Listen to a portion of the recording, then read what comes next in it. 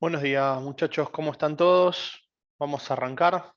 Vamos a arrancar con un repaso de lo que vimos el lunes, si les parece.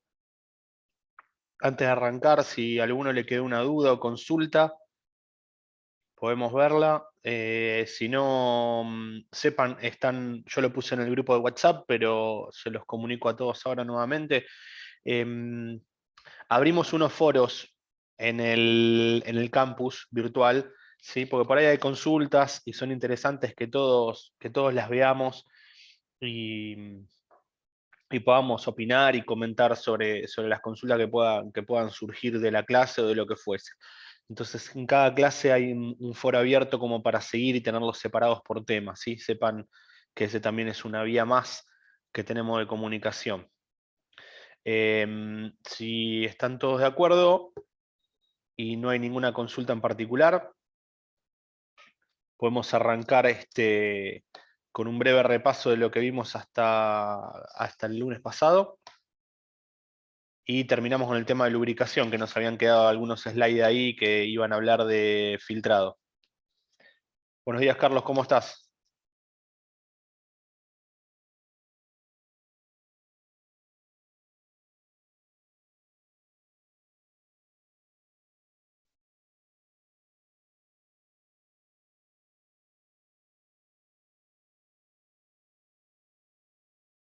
Bien,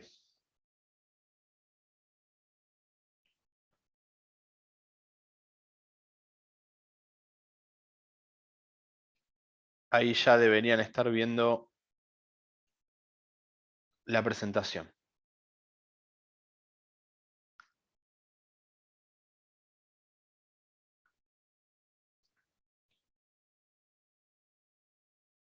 Bueno, acuérdense, la semana pasada, no, el lunes pasado habíamos estado viendo lo que era el sistema de distribución, habíamos ya visto cuáles eran todos sus componentes al principio, ¿no? Árboles de levas, válvulas, varillas, balancines, cuál era su función, habíamos visto cómo se manejaba el tren de válvulas, cómo se lograba ese sincronismo mediante elementos de unión entre las distintas piezas que podían ser, como habíamos visto ejemplos, correas, ¿sí? Cadenas o incluso directamente engranajes, como es de hecho el caso del motor que nosotros vamos a ver en las prácticas ya la semana que viene, creo que comenzamos las prácticas. Ya vamos a ver que los motores, como nos había comentado oportunamente Leandro, los motores que vamos a ver tenían la distribución, digamos, la efectuaban mediante un juego de engranajes, ¿sí? Bueno, habíamos visto que eran las marcas para la puesta a punto, que eran los puntos, digamos, geométricos donde nos iban a indicar que si los respetábamos se iba a mantener el correcto sincronismo de todas esas piezas que debían actuar al momento, digamos, de generar los 4 tiempos correctamente de un motor alternativo. Habíamos visto también el caso que podía ser una cadena, cómo estaban construidas, varios ejemplos, habíamos visto correas, cadenas a la izquierda, que no necesariamente tenía que ser una, sino que podían ser 2 o incluso 3. Habíamos visto que la correa era una banda de caucho de nylon con sus refuerzos, digamos, con fibras de refuerzo. Habíamos visto también que podían estirarse, que tenían tensores, que evitaban los tramos flojos. En esa correa se le daban un poco más de tensión al tramo flojo natural de cualquier transmisión a correa. Acuérdense que tanto la correa como las poleas también se gastaban, que siempre era recomendable no solamente cambiar la correa y el tensor, sino que cambiar también las poleas. Un poco más caro, pero bueno, digamos, era lo más recomendable. Habíamos visto también cómo funcionaban las cadenas, que simplemente era una cadena de transmisión muy similar a lo que podemos encontrar en una bicicleta, pero obviamente con dimensiones acordes a los esfuerzos que va a tener un motor de combustión interna de estas características, que va a ser bien distinto a lo que va a tener que soportar una cadena en una bicicleta, pero básicamente es el mismo órgano mecánico. Incluso a veces en motores de muy alta potencia o en motores de mucho porte, cuando esa cadena debería tener tamaños digamos, difíciles de producir o difíciles de manejar por cuestiones de inercia, lo que se recurría es tener cadenas dobles, incluso a veces cadenas triples, ¿no? Poner 2 o 3 cadenas más chicas es lo mismo que poner una demasiado grande. Bueno, también es una opción, cadena de 2 vías, incluso de 3. También las podemos encontrar en los motores de combustión interna. Y habíamos visto lo que era el diagrama de distribución, tanto teórico como el práctico, o sea, qué pasaba en la teoría y qué pasaba en la práctica, por qué se daban esos famosos cruces de levas, por qué había momentos donde las válvulas de admisión y de escape se encontraban abiertas de manera simultánea, por qué adelantábamos la apertura de la admisión o por qué retrasábamos el cierre de la admisión o retrasábamos el cierre de la de escape, por qué adelantábamos la inyección. También lo habíamos visto. Todo está puesto a punto. Recuerden que debemos respetar a rajatabla lo que dicen los fabricantes, digamos, para tener la correcta puesta a punto de ese motor. Si nosotros empezamos a modificar esto, estamos modificando todos los parámetros de funcionamiento normal de un motor. Esto se lograba, bueno, respetando justamente esta distribución que estamos viendo acá, ¿no? Los puntos, acuérdense las marcas para la puesta a punto, la correcta tensión de la correa o de la cadena y el correcto armado de todos los componentes. Habíamos visto lo que eran los ciclos reales versus los teóricos, tanto con los de presión respecto al punto muerto superior e inferior, sino también como los de presión mirando las vueltas del cigüeñal, que es el gráfico que tenemos a la derecha, cómo vemos cómo va variando la presión dentro del cilindro en función de cada uno de los tiempos y de la posición del cigüeñal. Acuérdense que una carrera de potencia se daban 2 vueltas de cigüeñal, ¿no? O sea, subía, bajaba, volvía a subir y volvía a bajar, y recién una sola de esas 4 carreras era la que a mí me aportaba potencia, que era la carrera de expansión. El resto iba a utilizar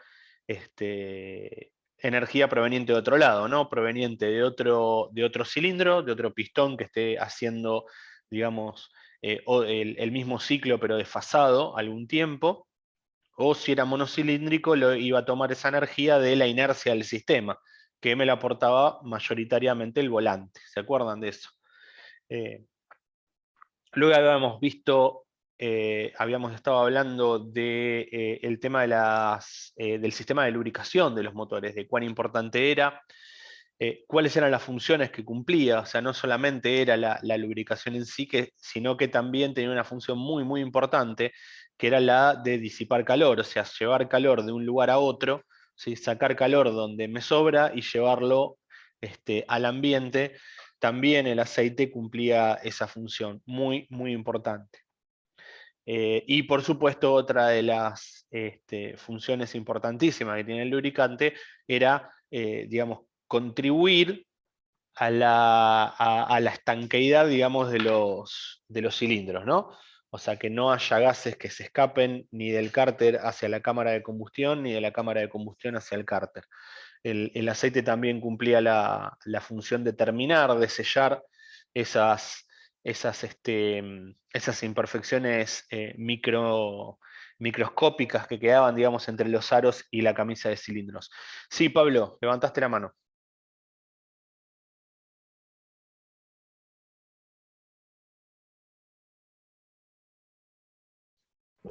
Sí, quería saber cuál era el ciclo de expansión, que me va a recordar. Ah, perfecto, volvemos. Hola. Hola, hola. Perfecto, volvemos. ¿Ahí lo estás viendo, Pablo?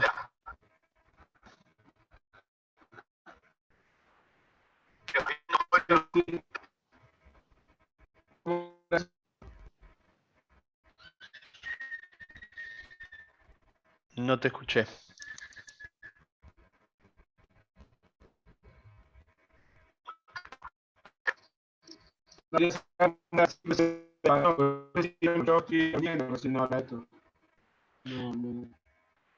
No, te escucho muy cortado. Hay un tema de conexión ahí, Pablo. ¿Vemos el tema de expansión? Hay un tema de conexión ahí, Pablo. Vemos expansión. Bien, ahí escuché, creo haber escuchado un sí. Bueno, lo repasamos y si no, después me avisás y volvemos atrás al concepto, si no termino con explicando lo que me preguntaste. La primera carrera, que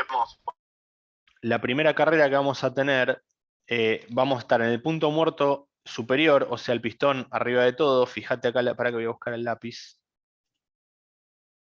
Acá. Vamos a estar en el punto muerto superior, ¿sí? O sea, el pistón arriba de todo, y corresponde a 0 grados de giro del cigüeñal, ¿sí?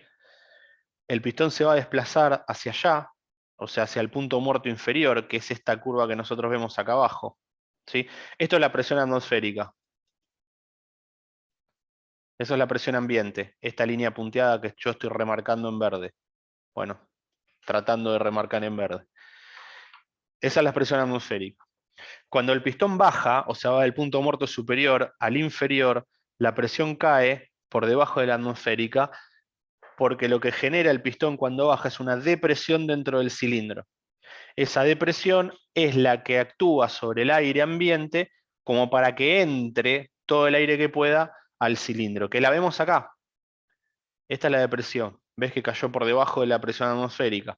Entonces comienza la admisión, el pistón va del punto muerto superior al inferior, o sea que giró media vuelta el cigüeñal, que son estos 180 grados que nosotros vemos acá.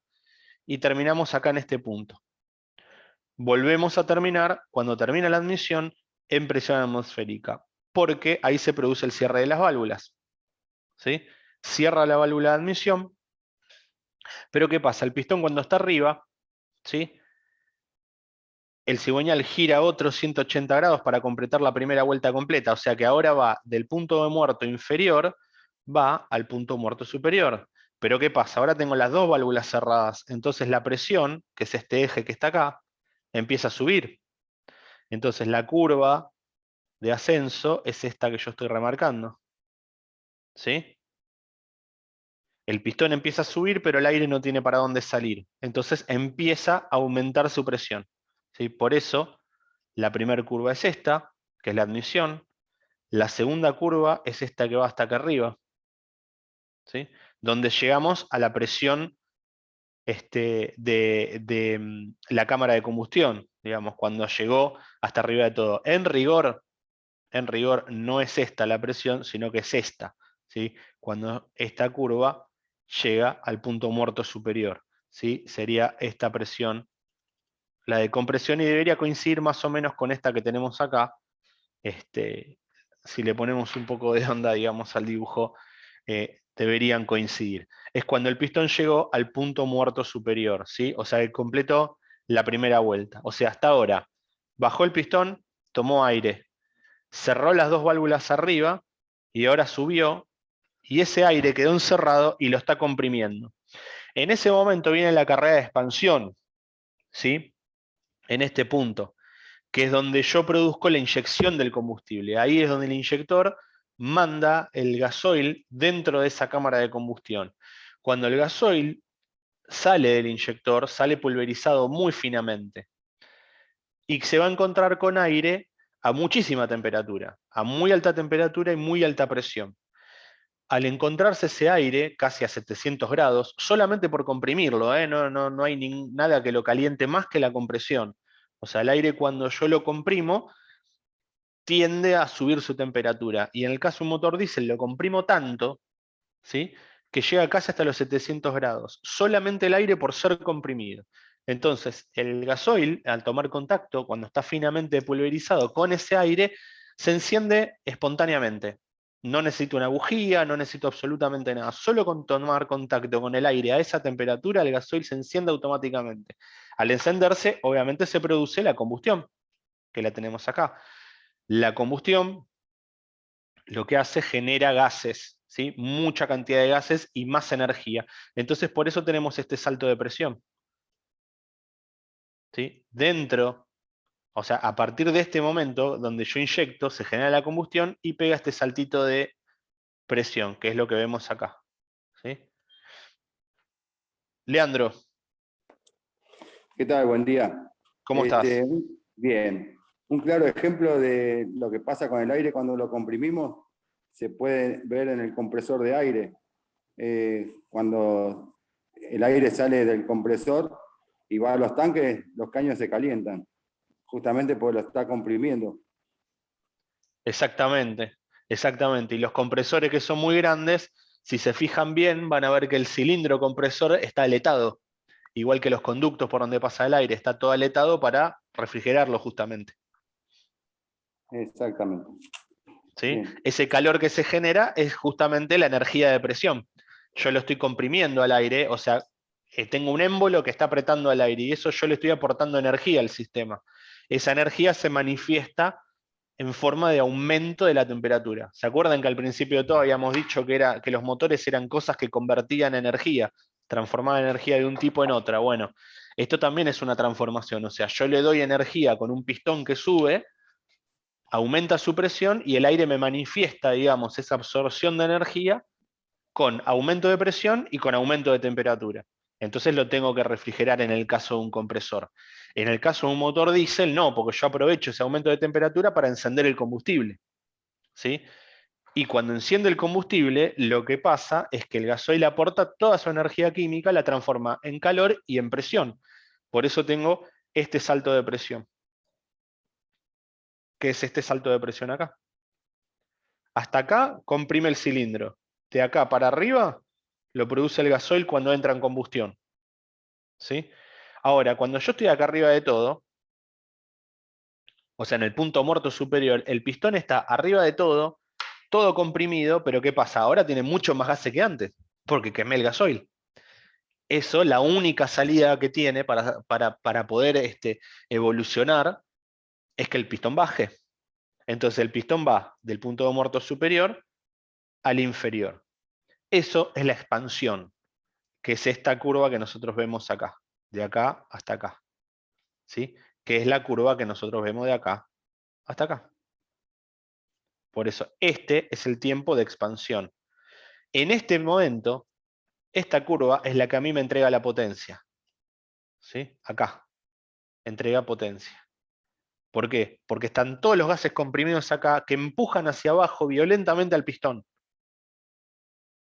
Y con el sistema de biela-manivela que habíamos visto al principio, lo transformamos en un movimiento giratorio. Y luego queda el último tiempo, porque ahora está el pistón acá abajo de todo, pero ya no tiene más energía. Ya está, ya el gas se expandió, ya no tiene más energía eso. Entonces no me queda otra que abrir la válvula de escape y volver a subir, ¿sí? Del punto muerto inferior al punto muerto superior, volver a subir el pistón para sacar esos gases de escape dentro del cilindro, que es esta curva que nosotros vemos acá. De acá hasta acá, que corresponde con esta que va de acá hasta acá. ¿Sí? Estos dos gráficos, este gráfico y este gráfico, son exactamente los mismos, pero están mostrados de distinta manera, digamos. Acá yo estoy viendo el pistón como sube y baja desde el punto muerto superior al inferior, y del inferior al superior, y acá lo que estoy viendo son los giros del cigüeñal. ¿Sí? Tengo una vuelta completa de acá hasta acá, y otra vuelta completa de acá hasta acá. O sea, dos vueltas completas, una sola carrera de potencia. ¿Sí? No sé, Pablo, si más o menos te quedó claro si respondí tu pregunta. Si respondí tu pregunta, aunque sea eh, ponerlo en el chat, y si no, volvemos.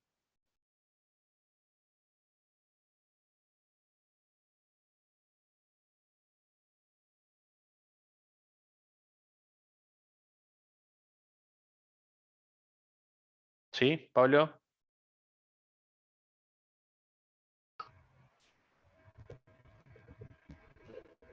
Sí, sí, sí, sí. Listo, excelente. Ahí escuché un sí. Bien. Ay, perdón.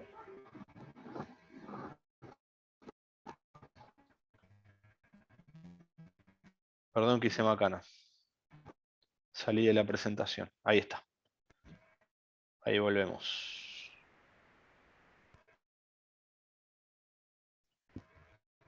Ahora sí. Bien. Volviendo al tema, habíamos hablado de los lubricantes, de la función que tenían que cumplir. Habíamos visto que había toda una ciencia que iba a estudiar el funcionamiento y el rendimiento y la eficiencia de estos aceites. Esto se estudiaba, digamos, bajo una ciencia que se llama tribología, que era una ciencia que estudiaba el contacto entre dos cuerpos. O sea, decía, bueno, listo, perfecto, yo tengo dos cuerpos que interactúan, ¿sí? Dos piezas metálicas, no sé, dos cosas que que están teniendo contacto y movimiento entre sí. Bueno, listo, esta ciencia estudiaba qué es lo que pasaba entre esos dos cuerpos. Bueno, esta es la ciencia que se ocupa también de la lubricación, ¿sí? Así que bueno, esto lo vamos a ver, digamos, bajo esta lupa todo el tiempo, como para que sepan que atrás de todo esto hay toda una teoría, todo un estudio muy, muy importante, justamente por la importancia del sistema de lubricación, que habíamos dicho al principio que era uno de los sistemas fundamentales, digamos. Si el bloque de motor era el corazón, el aceite de ese motor es la sangre, ¿sí? De esa máquina. Bueno, habíamos visto cuáles eran todas las funciones de los lubricantes, y lo más importante de todo, qué tipo de lubricación, qué era lo que pasaba. Bueno, habíamos visto que había tres tipos de lubricación. Estaba, por un lado, lo que llamaba lubricación de capa límite, que es lo que podemos ver, digamos, en cualquier superficie, que yo le pongo una gota de aceite y hago rozar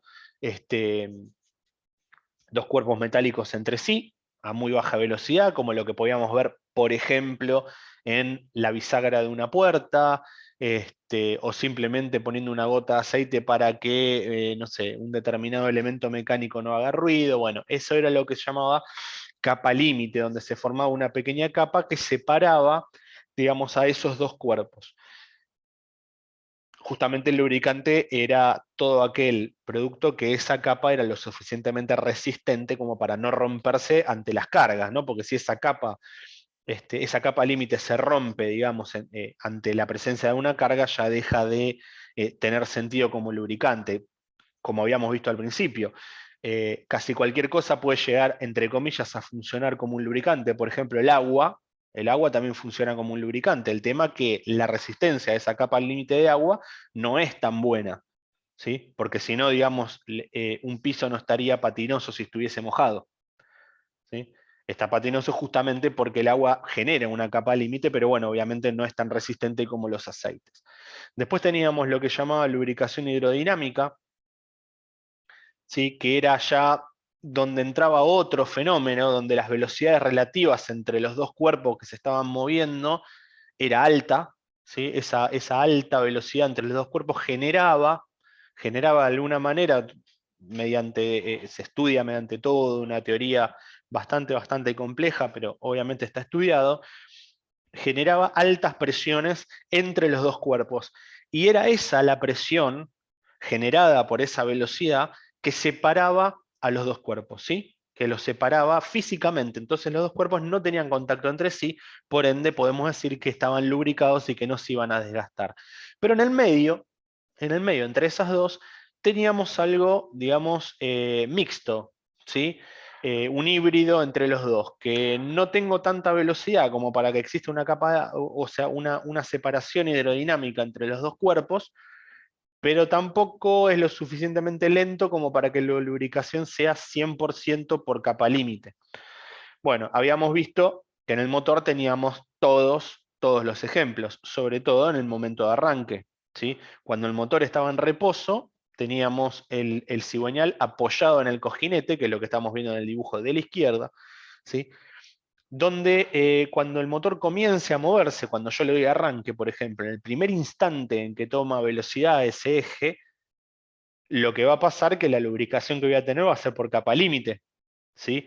Porque el motor no pasa de 0 a 1000 RPM en un tiempo cero. Tarda una determinada cantidad de tiempo en pasar del reposo al movimiento. Bueno, durante ese tiempo las velocidades son bajas. Es muy cortito ese tiempo, pero existe y está, y la lubricación es justamente por capa límite. O sea que el lubricante, viendo esto así, ya sabemos que tiene que tener una muy buena característica de lubricación por capa límite.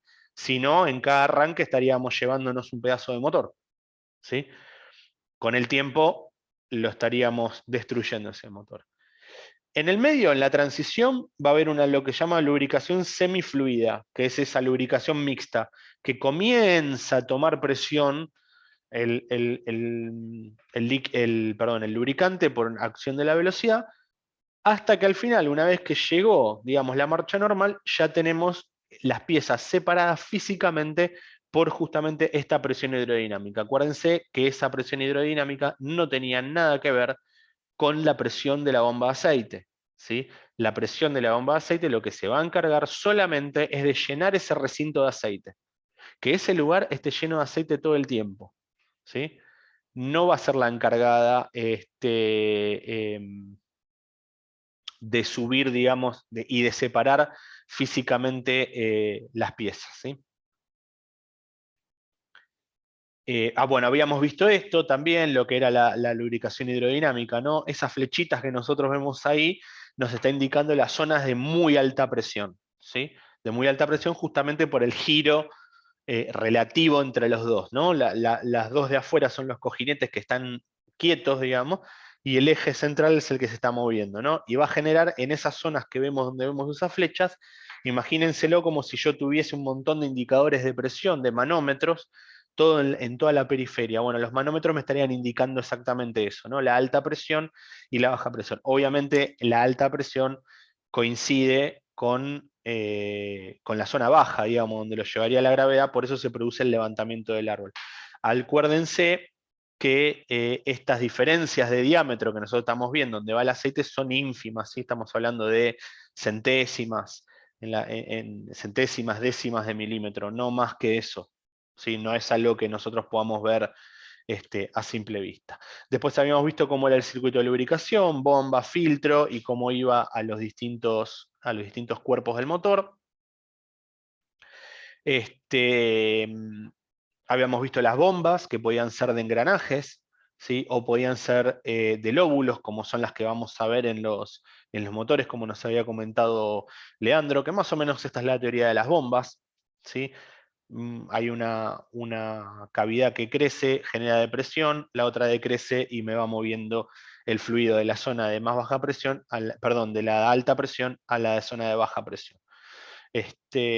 Bueno, bombas de lóbulos, mixtos, ¿sí? Tenemos híbridos entre engranajes y lóbulos, después tenemos bombas de paletas como las que tenemos a la derecha, que esa es muy típica verla en las bombas de los equipos hidráulicos, ¿sí? Más que en las bombas de aceite propiamente dichas de los motores, pero bueno, también es un tipo de bomba que se utiliza y seguramente debe haber algún motor que utilice ese tipo de bombas. La ubicación siempre podía tomar potencia del cigüeñal o podía tomar potencia del árbol de levas, ¿sí? La bomba de aceite podría estar en distintas posiciones, lo que sí siempre va a estar es la toma de aceite siempre en el fondo, en el cárter, obviamente, porque el aceite sube por la bomba y después cae por gravedad por esos canales que ya habíamos visto en la tapa de cilindro y en el block. Habíamos visto un circuito de lubricación mostrando las distintas presiones, ¿sí? Fíjense que rojos son las presiones más altas, azules son las más bajas, ¿sí? Lo que estamos viendo cómo se va distribuyendo, lo que se está moviendo ahí es el cigüeñal y las bielas, ¿sí? Los alambrecitos esos que vemos sosteniendo a los pernos de pistón es en un conducto por dentro de la biela por donde está circulando el aceite también, además que se mueve. Habíamos visto los efectos de retroceso, digamos que a veces ocurren con el aceite justamente por esas presiones hidrodinámicas, ¿no? Porque la bomba tiene una presión, pero la cuña hidrodinámica que produce la lubricación tiene mucha más presión. Entonces a veces hace que tenga una reversión del flujo de aceite. Es instantánea, ¿sí?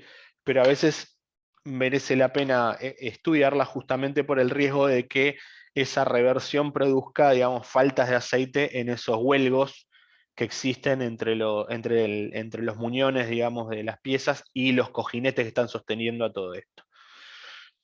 Habíamos visto también cómo se producía la lubricación y la refrigeración inferior, ¿sí? A la derecha vemos algo también muy común, que es solo por salpicado, digamos que la biela cuando da vuelta golpea, digamos, al nivel de aceite y por salpicado va bañando toda la parte inferior. Esto es distinto a lo que lleva la bomba, ¿no? Por otro lado tenemos la bomba de aceite tomando aceite y mandándolo por los conductos. Esto es lo que pasa, digamos, en la parte inferior.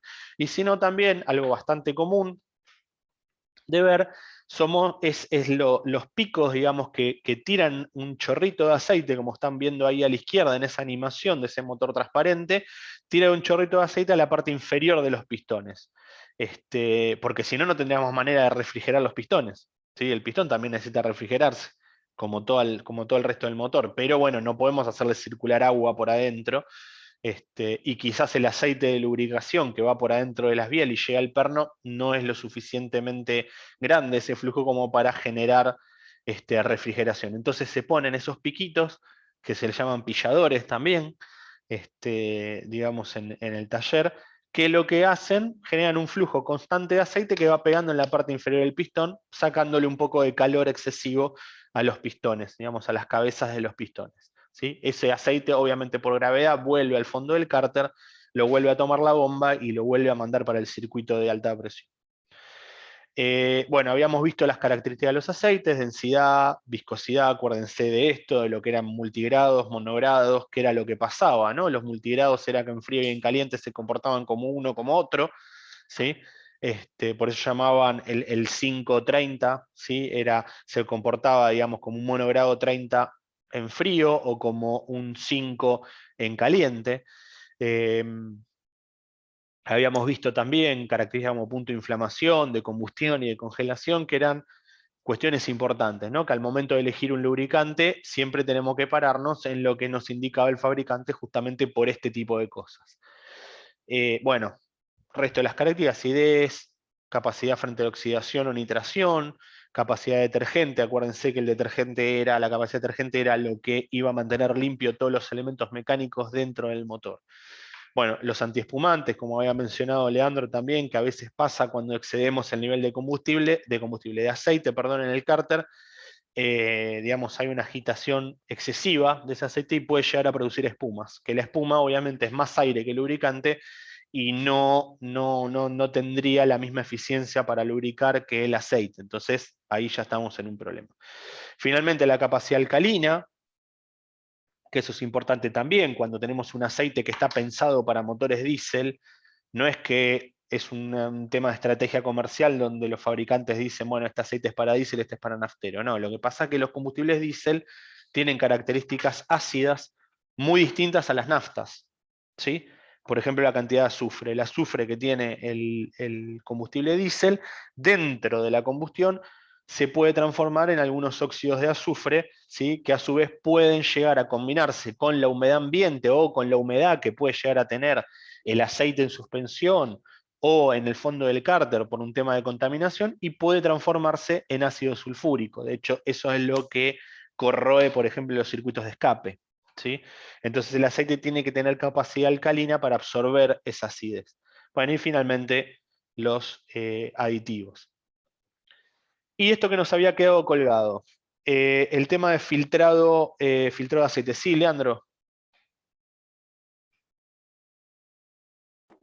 Sí, la pregunta es, ¿puedo utilizar un aceite para diésel en un naftero si lo armo de cero el motor? La respuesta a eso, a priori yo creo que sí, que no vas a tener ningún problema, no es que tienen características muy distintas, y más hoy que ya no hay tanta distinción en eso, todos los lubricantes son muy buenos, tienen muy buena tecnología. Lo que deberías ver el resto de los parámetros, cómo está de viscosidad, cuál es el grado de ese aceite, si no tiene aditivos en particular para el diésel que puedan llegar a afectar al naftero, cosa que no creo, pero a priori yo miraría el grado de aceite y miraría la especificación API, que es el grado API, LSJ, LSP, LSR, ¿sí? Que tienen los aceites. Miraría Ok. eso. ¿Sí? Pero a priori, si coinciden todos esos parámetros, no creo que haya mucha diferencia entre un aceite y otro. Digamos, si tiene mucha capacidad alcalina no le va a hacer nada, a lo sumo no la usarás esa capacidad alcalina, porque las naftas tienen muchísimo menos contaminantes que los diésel. ¿Sí? Ah, ok. Bueno, todo cómo mantenemos saludable este sistema mediante un filtrado, ¿sí? El aceite lo que hace, arrastra impurezas, partículas del ambiente, partículas de carbón, de polvo que pueden haber, ¿sí? Y sobre todo partículas metálicas provenientes del desgaste natural del motor. Acuérdense que si bien habíamos visto toda la teoría de lubricación, siempre hay contacto entre, algún nivel de contacto entre las piezas metálicas, siempre va a haber. Eso genera desgastes y esas partículas metálicas en algún lado tienen que quedar, si no las haría recircular, digamos, poniendo partículas abrasivas dentro del lubricante, o sea, perdería totalmente el sentido. Entonces se hace mediante lo que llaman filtros especializados, que no es otra cosa que el filtro de aceite que nosotros cambiamos cada 10.000 o 14.000 o los kilómetros que sea en el auto. Obviamente los motores diésel también tienen el mismo sentido, ¿sí? Son filtros, ¿sí?, que utilizan lo que se llama filtro papel. Son filtros estamos hablando de que pueden tener 5 micrones, ¿sí?, de diámetro, o sea, de tamaño de partícula que pueden llegar a filtrar. Obviamente con el tiempo ese papel se va llenando de partículas y se va tapando, ¿sí? Al empezar a taparse, lo que pasa es que me va a costar cada vez más circular a través de ese filtro. Entonces es el momento en que yo tengo que tirar el filtro y poner uno nuevo. Es el encargado de sacar todas estas partículas de medio, por ejemplo, ¿sí? Obviamente el servicio de aceite se hace, digamos, cada determinada cantidad de horas o determinada cantidad de kilómetros, como habíamos visto en los vehículos automotores, que podemos medirlo por kilómetro. En realidad lo correcto sería en cantidad de horas, ¿no?, de funcionamiento del motor. ¿Cómo es un filtro de aceite? No es nada más ni nada menos que un papel de filtro, que justamente es papel, ¿sí?, es papel, con una característica de fibras muy particular, de tamaño y disposición de las fibras muy particular, donde vamos a ver esto, ¿sí?, la famosa latita, por donde va a circular el aceite. Fíjense que acá lo vemos perfectamente, el aceite entra, digamos, el aceite sucio entra por la periferia, pasa a través de ese papel, entra a esa segunda rejilla que nosotros vemos ahí, la segunda lata, digamos, perforada, que es por donde va a entrar el aceite, y la bomba, digamos, perdón, la bomba de aceite toma el aceite que vemos ahí, las flechas negras, lo hace pasar a través del papel, y de ahí va el circuito, digamos, de la flecha roja, que es el aceite limpio, digamos, que va a estar libre, libre de particulados, ¿sí? Con respecto al tema de lubricación, ¿alguna consulta o duda? Si no, pasamos ya al tema de refrigeración. Perdón que la extendí, pero me pareció que era un tema un poquito más largo y un tema que merecía un poquitito más de atención, y por eso quise hacer un repaso un poquito más profundo. ¿Más o menos quedó?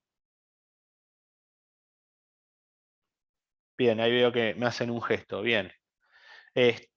Bueno, tengan en cuenta también que nosotros, por ejemplo, en un auto, que nosotros hacemos el cambio de aceite y cambio de filtro, son, de manera relativa, son pocos litros de lubricante que llevan los motores chicos, ¿no? Imagínense un motor que puede tener, ¿sí?, un motor de un barco, un motor de un generador eléctrico diésel que puede tener, no sé, por ejemplo, 96.000 caballos de fuerza, ¿sí? Imagínense la capacidad de aceite que tienen esos motores para efectuar toda esta lubricación. Entonces ya ahí, si yo, por ejemplo, tengo que cambiar 5.000 litros de aceite para hacer el cambio de aceite de un motor, obviamente no voy a tener estos mismos métodos, no voy a sacar todo el aceite y lo voy a tirar, sino que van a pasar a hacerse estudios tribológicos de ese aceite para ver su estado, ¿no? Obviamente por una cuestión de volumen y de inversión, básicamente. En un motor así o en un motor de un auto directamente se cambian, porque va a salir más caro hacer un estudio de ese lubricante que cambiar los 4 litros de aceite que lleva un motor de un auto y se terminó, ¿no? Básicamente es por eso que cambiamos el aceite. Seguimos. Vamos a pasar a otro muy importante también, muy, muy importante, que es el sistema de refrigeración. Este es el sistema que va a ser responsable por llevar, digamos, el exceso de calor que voy a tener en algunas zonas del motor y llevárselo al ambiente. Acuérdense que era un motor a combustión interna, donde yo, era una máquina térmica, esto era un motor térmico, donde yo transformaba energía calórica, ¿sí? Venía en combustible con una energía química acumulada, digamos, en su propia estructura, digamos, atómica o en su propia estructura molecular. Yo lo combinaba con oxígeno, lo hacía entrar en combustión, eso liberaba toda esa energía química en forma de calor. Ese calor me servía para expandir el aire, para un montón de cosas, pero ¿qué pasa? Ese calor también iba a hacer que suba la temperatura de los componentes, ¿sí? De la tapa de cilindro, de las válvulas, de las levas, del block, del cigüeñal, del pistón, de todos sus componentes. Obviamente porque el calor se transmite por muchos fenómenos, por transmisión, por convección y por radiación. Básicamente acá lo que vamos a encontrar es mucha transmisión porque acuérdense que tenemos muchas piezas en contacto. O sea, hay calor dentro de la cámara de combustión, ese aire o esos gases calientes van a hacer que todo lo que esté alrededor se caliente y a su vez el calor se va a transmitir, digamos, por los elementos mecánicos hacia otros.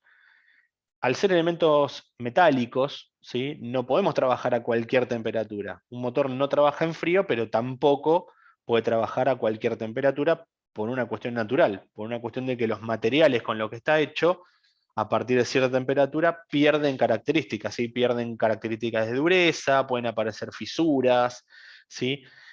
Pueden deformarse, ¿sí? Está muy limitado el motor en cuanto a la temperatura de trabajo. ¿Esto por qué es importante saberlo? Porque si nosotros nos quedamos solamente en la teoría de un motor térmico, lo ideal sería que trabaje a la temperatura máxima que pueda alcanzar, ¿sí? Pero sabemos que no se puede. ¿Sí? Acuérdense que una temperatura en los gases de escape, por ejemplo, normal, está alrededor de los 900, 1000, 1200 grados. ¿Sí? Un motor a máximas RPM tranquilamente trabaja con todo el múltiple de escape al rojo vivo, ¿sí? Incandescente. Imagínense el nivel de temperatura que puede llegar un motor. Todos esos elementos que lo forman no pueden trabajar a esa temperatura. Entonces tengo que hacer algo con eso. ¿Quién es el encargado de disipar la mayor parte de ese calor? Habíamos visto que el aceite cumplía esa función en una parte, pero la parte mayoritaria del calor se lo lleva el circuito de refrigeración. Justamente es un circuito por donde circula agua, ¿sí? O un líquido refrigerante, que ahora vamos a ver de qué se trata, y lo que va a hacer va a tomar calor de una zona que tengo exceso y lo va a llevar a otra para alargarlo, digamos, a la atmósfera. Hay básicamente dos tipos de refrigeración. Puede ser por aire, digamos, enfriamiento directo por aire, que se llama directo justamente porque el aire incide de manera directa sobre la superficie que yo quiero refrigerar, o puede ser indirecto por el líquido. Indirecto, ¿por qué? Porque, digamos, el aire no toma contacto con la parte metálica toma contacto con el líquido, le pasa su calor al líquido, y el líquido circula con ese calor y lo lleva hasta, por ejemplo, un radiador, y ese es el que toma contacto con el aire para soltarlo a la atmósfera. Por eso es indirecto por líquido, que es la mayoría de lo que nosotros vamos a ver. El enfriamiento por aire es justamente como indica su nombre. La superficie, digamos, la superficie exterior de ese cuerpo que va a tener que refrigerarse, toma contacto con el aire circula y se lleva de a poco, se va llevando ese exceso de calor, digamos. El cuerpo calienta al aire, el aire circula y se llevó ese calor y por consecuencia ese cuerpo va a perder temperatura. Todos los cuerpos lo hacen obviamente, si no solo basta con calentar cualquier elemento, dejarlo en un lado un rato y van a ver que va perdiendo temperatura naturalmente. Bueno, esa temperatura se pierde justamente por el accionamiento del aire, ¿sí? El aire va a tomar el calor de ese elemento y lo va, digamos, o sea, se va a transferir de un lugar de mayor temperatura a un lugar de menor temperatura. O sea, el cuerpo es el que está a mayor temperatura, el aire a la menor, entonces el calor circula del cuerpo al aire. Y así así va perdiendo temperatura el cuerpo a medida que va perdiendo calor, sí que va soltando calor. Justamente por eso, por ejemplo, así funcionan los termos, ¿sí? No hay aire, digamos, están al vacío, entonces el calor no tiene mucho lugar por donde salir, entonces por eso mantienen su temperatura. Bueno, acá queremos todo lo contrario. Entonces, ¿qué hacemos? Le damos más superficie, ¿sí? Para que haya más contacto con el aire. ¿Cómo se logra eso en un motor, por ejemplo? Con lo que vemos ahí. Lo que vemos es un cilindro, ¿sí? Por adentro del cual va a subir y bajar un pistón, pero ese cilindro en la parte exterior está aletado. ¿Sí? Tiene todas esas aletas que nosotros vemos ahí y todas esas ranuras. Justamente eso es para aumentar la superficie, para aumentar el área, ¿sí? Que va a estar en contacto con el aire. Entonces, una superficie así, con todas esas aletas, puede disipar más calor que una superficie que no lo tuviera. ¿sí? Porque el aire es como que entra más en los recovecos y toma más contacto todavía con la pieza. Es lo típico que vamos a ver en motores chicos, ¿sí? Por ejemplo, motos, lo que vamos a ver en motores dos tiempos, ¿sí? En una motosierra, en una cortadora de pasto, vamos a ver, es la típica aplicación. Los motores aeronáuticos, ¿sí? Cuando eran, digamos, cuando eran motores alternativos, hace ya muchos, muchos años, eran casi todos refrigerados a aire, justamente porque los aviones tenían una muy alta velocidad, entonces yo tenía una capacidad de refrigeración muy alta y aprovechaba la velocidad del propio avión que hacía que el aire circule a través de estas aletas de manera muy, muy eficiente. Hasta no hace mucho tiempo teníamos muchos vehículos refrigerados al aire, muchos autos, ¿sí?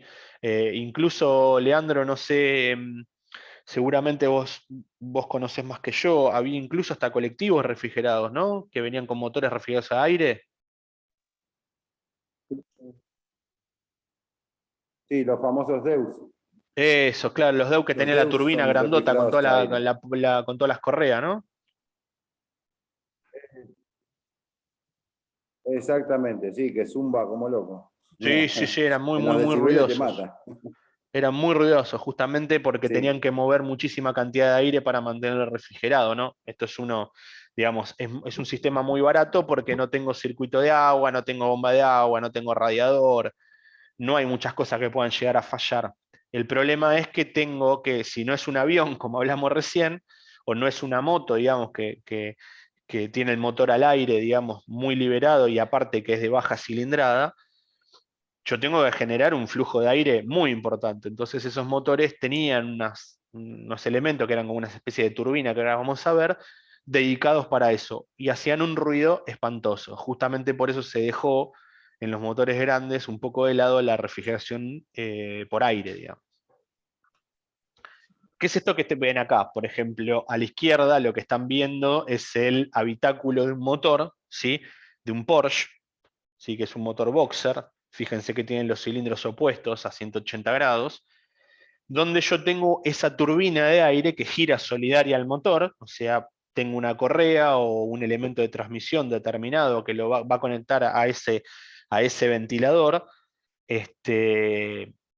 con el cigüeñal. Entonces, cuando el motor funciona, mueve una cantidad de aire muy importante dentro del motor y fíjense que tiene incluso hasta los cilindros aletados, ¿sí? Lo que estamos viendo a la derecha es justamente el motor del cual sale el diagrama ese que vemos a la izquierda. ¿Sí? Estamos hablando de eh, fines de los 80, ¿sí? Principio de los 90, no sé hasta qué época Porsche hacía los vehículos estos refrigerados a aire. Obviamente, como nos había mencionado Leandro, con un nivel sonoro bastante, bastante grande. Entonces, directamente ya de mediados de los 90 en adelante se abandonó este sistema y se pasó al de refrigeración por aire con un radiador y listo. Otro ejemplo donde vamos a ver, por ejemplo, son los motores dos tiempos pequeños, como en el caso de una motosierra o una cortadora de pasto que vemos ahí abajo, que tenemos un volante con todas esas aletitas, justamente ese volante con las aletas y la carcasa que lo cubre, es el encargado de hacer circular el aire alrededor de ese motor y poder, digamos, absorber ese calor y mandarlo, digamos, a la atmósfera bajando la temperatura del conjunto. ¿Sí? Si por algún motivo nosotros o le sacamos esas aletas o le sacamos esa carcasa al motor, quédense bien tranquilos que va a durar bastante poco ese motor, porque va a perder la capacidad de refrigerar y va a fallar los materiales. Esto, ya les digo, no, hoy en día debería buscar algún ejemplo particular, salvo el de los motores pequeños, como les mencioné. Si hay alguno todavía en el mercado vigente, que es probable que los haya, pero la verdad que no lo tengo muy, muy presente. La mayoría de lo que vamos a encontrar va a ser refrigerado con refrigeración indirecta por agua, ¿sí? Va a haber una circulación de agua a través del motor, ¿sí? Eh, Tiene un calor, lo que llama calor específico muy importante el agua, ¿sí? Muy importante, absorbe muchísimo calor, ¿sí? A diferencia de otros elementos, o a diferencia del aire, por ejemplo. Que absorba mucho calor, ¿qué quiere decir? Que absorbe rápidamente calor y cambia su temperatura muy rápido. ¿Eso qué quiere decir? Que no le cuesta mucho subir su temperatura, ¿sí? Rápidamente sube la temperatura y eso lo hace a través de absorber muchísima cantidad de calor en muy poco tiempo. Entonces, por eso el agua es un refrigerante excelente. ¿Sí? Si nosotros queremos enfriar algo, lo primero que hacemos lo ponemos en agua y rápidamente se enfría. ¿Por qué? Porque el agua absorbe una cantidad de calor terrible. ¿Sí? Entonces es muy buen fluido refrigerante el agua. Pero bueno, vamos a ver que tiene algunos inconvenientes respecto de la mecánica. Respecto al enfriamiento por agua hay varios métodos. ¿Sí? Los más comunes son lo que se llama circulación por termosifón, ¿sí? Donde no hay bomba de agua.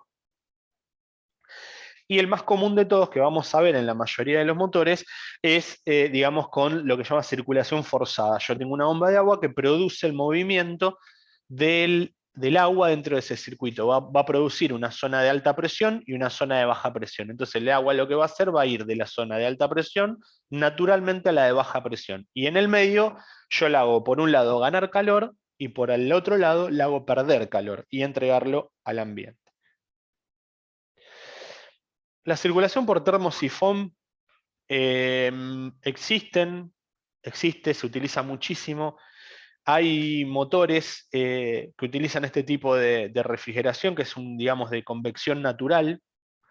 El problema con esto, que no es tan eficiente, entonces yo necesito, por ejemplo, ese elemento que está ahí, que ahora vamos a hablar, que se llama radiador, tiene que ser muy grande. Entonces a veces, para reducir tamaño, sobre todo cuando yo voy a poner un motor en un auto, o en un camión, o en un vehículo, ¿sí? No tengo todo el espacio del mundo, y tengo que mover todo eso, a veces es muy complicado tener elementos mecánicos muy grandes. Entonces recurro a la refrigeración por líquido con circulación forzada. ¿Cómo funciona esto de termosifón? Hay una característica del agua que se llama densidad, ¿sí? La densidad es cuánto pesa, digamos, o cuánta masa, en realidad no cuánto pesa, sino cuánta masa tiene, cuántos kilogramos de agua, ¿sí? Tengo, por ejemplo, en un decímetro cúbico. Un decímetro cúbico, para que se den una idea, es un litro, ¿sí? ¿Cuánto pesa un litro de agua, por decirlo de alguna manera? Bueno, la pregunta, si a mí me hacen esa pregunta, lo primero que les voy a contestar es con otra pregunta, que es decir, bueno, decime a qué temperatura está el agua, ¿sí? Y yo ahí te voy a decir cuánto pesa un litro de agua. El agua, cuando pierde temperatura, la densidad aumenta, ¿sí? El agua es más pesada cuando está fría, ¿sí? El mismo peso de agua ocupa menos lugar cuando está fría que cuando está caliente. ¿Qué quiere decir? Que si yo dentro de un mismo recinto pongo agua caliente y agua fría, el agua caliente tiende hacia arriba y el agua fría tiende a ir hacia abajo. Finalmente termina mezclándose todo, igualando temperaturas y chau, ¿no? Pero en el primer instante, si yo, digamos, pudiese hacer el experimento, digamos, con aguas de distintos colores, van a ver que el agua, digamos, caliente se va a la superficie, o sea, trata de subir, porque el agua fría es más pesada, ¿sí? Es más densa, aumenta su densidad y se va al fondo. Entonces, yo aprovechando este fenómeno, ¿sí? Puedo generar una circulación de agua, ¿sí? Fíjense, yo pongo agua dentro de ese motor que estamos viendo ahí, el agua fría la hago entrar por la parte inferior del motor, y ese agua fría comienza a absorber calor de ese motor. Al absorber esa energía en forma de calor, la consecuencia de esa absorción de calor va a ser el aumento de temperatura. Y una consecuencia del aumento de temperatura del agua va a ser que su densidad baje, como habíamos hablado recién. Al bajar, la densidad del agua naturalmente tiende a subir, ¿sí? Entonces yo sigo metiendo agua fría por abajo mientras que el agua caliente se va hacia arriba. Ahora, ¿arriba de todo lo dejo cerrado? Claro que no.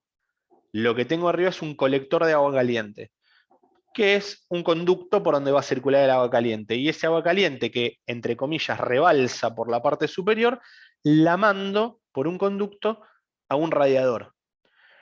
Al radiador lo hago entrar por arriba, entonces ¿qué pasa? A través del radiador va a circular aire. El radiador es una superficie, lo que llama, es un intercambiador de calor, ¿sí? Es una superficie de intercambio. Son conductos metálicos por donde va a circular el aire por la parte de afuera, el agua por la parte de adentro, ¿sí? y va a tomar calor y va a empezar a perder calor el agua. Entonces, cuando empieza a perder calor, empieza a aumentar la densidad y se va a ir hacia el fondo. Cuando llega abajo ya está suficientemente fría como para que vaya solita, ¿sí?, a la parte inferior del motor. Entonces, esta circulación es natural, ¿sí? Se llama termosifón.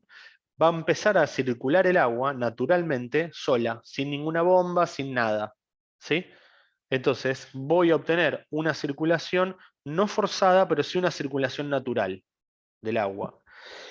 Eso anda perfecto, funciona, no hay ningún problema. La única contra que tiene que no es tan eficiente, ¿sí? Porque yo tengo que esperar que el agua esto lo haga sola, digamos. Entonces no es tan eficiente. Entonces mis superficies, digamos, tanto del motor como del radiador tienen que ser muy grandes. Y cuando empiezo a ocupar mucho lugar, ya no puedo pensar en un vehículo automotor. No puedo pensar en un auto, no puedo pensar en un camión, no puedo pensar en un tractor, no puedo pensar en un vehículo que se va a mover. Entonces aparece la circulación forzada por bomba, que esa circulación no lo dejo librado, digamos, al termosifón natural que se va a formar, sino que tengo una bomba de agua que va a generar esa circulación forzada. Eso va a mejorar un montón de aspectos, ¿sí? Que voy a poder hacer circular más volumen de agua en menor tiempo, o sea que el agua va a tener, entre comillas, mayor velocidad de circulación y voy a tener más volumen de agua pasando a través de ese radiador. Entonces, ¿qué pasa? Yo con un radiador más chico me arreglo perfecto. Entonces, reduzco el tamaño del radiador, reduzco el tamaño del motor, reduzco la cantidad de líquido que tiene que tener ese motor adentro para bajar esa temperatura. Tengan en cuenta siempre que el agua en el radiador no pierde más de 5 o 10 grados. No es que entra a 90 grados y sale a 20, 30 grados. No. Entra a... Bueno, en los motores ahora actuales entra un poco más de 100. Pero pónganle, en un motor, digamos, con algunos años encima, entra a 98, 99 grados y por ahí sale con 95, 94, 93. Son algunos grados nada más que pierde. Mientras que esa sea la diferencia de temperaturas, el motor va a funcionar perfecto, ¿sí? Fíjense que, digamos, el agua de refrigeración, ahí les está diciendo, circula a una velocidad entre 2 y 3 metros por segundo. En el caso anterior de la circulación, digamos, por termosifón, no, es muchísimo menor la velocidad. Muchísimo menor, debe ser una décima parte, ¿sí? Entonces, eso implica que yo tenga que tener grandes superficies, mucha agua circulando, radiadores enormes. ¿Por qué? Porque si no, esa baja velocidad de circulación no me alcanzaría para mantener frío ese motor. Bien. La circulación del agua, digamos, por el interior del motor, ya habíamos visto, ¿se acuerdan? Al principio habíamos visto el lock, que era todo hueco, tenemos las camisas húmedas, las camisas secas, los conductos por donde circulaba el agua. Se realiza, digamos, en el mismo sentido como si fuese por termosifón. ¿Por qué? Porque el fenómeno de termosifón lo vamos a tener también. O sea, no va a ser el principal, pero también va a existir. Entonces, naturalmente va a existir porque va a haber zonas de mayor y menor temperatura, la densidad del agua va a cambiar, y el agua caliente se va a ir para arriba y el agua fría para abajo.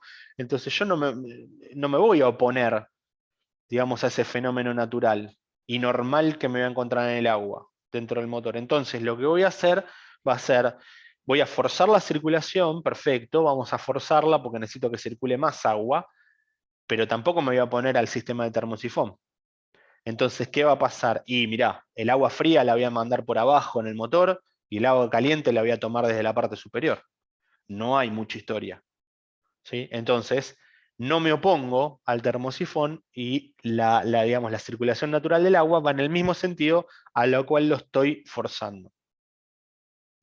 Se pueden distinguir, como dice acá, dos tipos de circulación forzada. Puede ser en flujo en serie o en flujo en paralelo, ¿sí? Acá estamos viendo, después vamos a ver qué era flujo en serie y flujo en paralelo. ¿Cómo son las bombas de agua? Es simplemente una bomba centrífuga, ¿sí? Donde voy a tener un rodete que va a girar, ¿sí? Va a tomar potencia del motor, puede tomar potencia de una correa externa, puede tomar potencia de una correa de distribución, puede tomar potencia de donde se le haya ocurrido al fabricante tomar potencia, ¿sí? Va a tener un rotor central que va a girar va a tomar agua por la parte central y por efecto centrífugo la va a mandar hacia, digamos, la periferia de ese rotor y va a generar una baja presión en el centro y una alta presión afuera. Eso es lo que va a provocar la circulación de agua. Abajo a la derecha estamos viendo una fotografía de una bomba de agua en un auto, ¿sí? Fíjense la carcasa, el rotor, seguramente del otro lado de ese rotor está la polea y la correa correspondiente a esa bomba de agua. La circulación en serie no tiene demasiado uso hoy en día. En serie lo que tiene de bueno, que, digamos, tengo menos canales de refrigeración. ¿Qué quiere decir esto? Que yo voy a entrar por una punta del motor, ¿sí? Por adelante, por la parte frontal del motor, y el agua va a ir circulando, digamos, digamos, para decirlo de alguna manera, de cilindro a cilindro, ¿sí? Pero no todos los cilindros al mismo tiempo. El agua va a entrar, el agua fría va a encontrarse con el primer cilindro, va a tomar calor, luego se va a encontrar con el segundo, va a seguir tomando calor, se va a encontrar con el tercero, va a volver a tomar calor y así sucesivamente. Luego va a retornar. Ahora el problema es que yo voy a tener que el primer cilindro va a trabajar mucho más frío que el último, ¿sí? Porque al último ya le llegó el agua que tomó calor de todos los primeros, ¿sí? Eso es la desventaja, que voy a tener situaciones térmicas, digamos, condiciones de temperatura muy distintas en función de en qué cilindro me pare. Eso como una contra.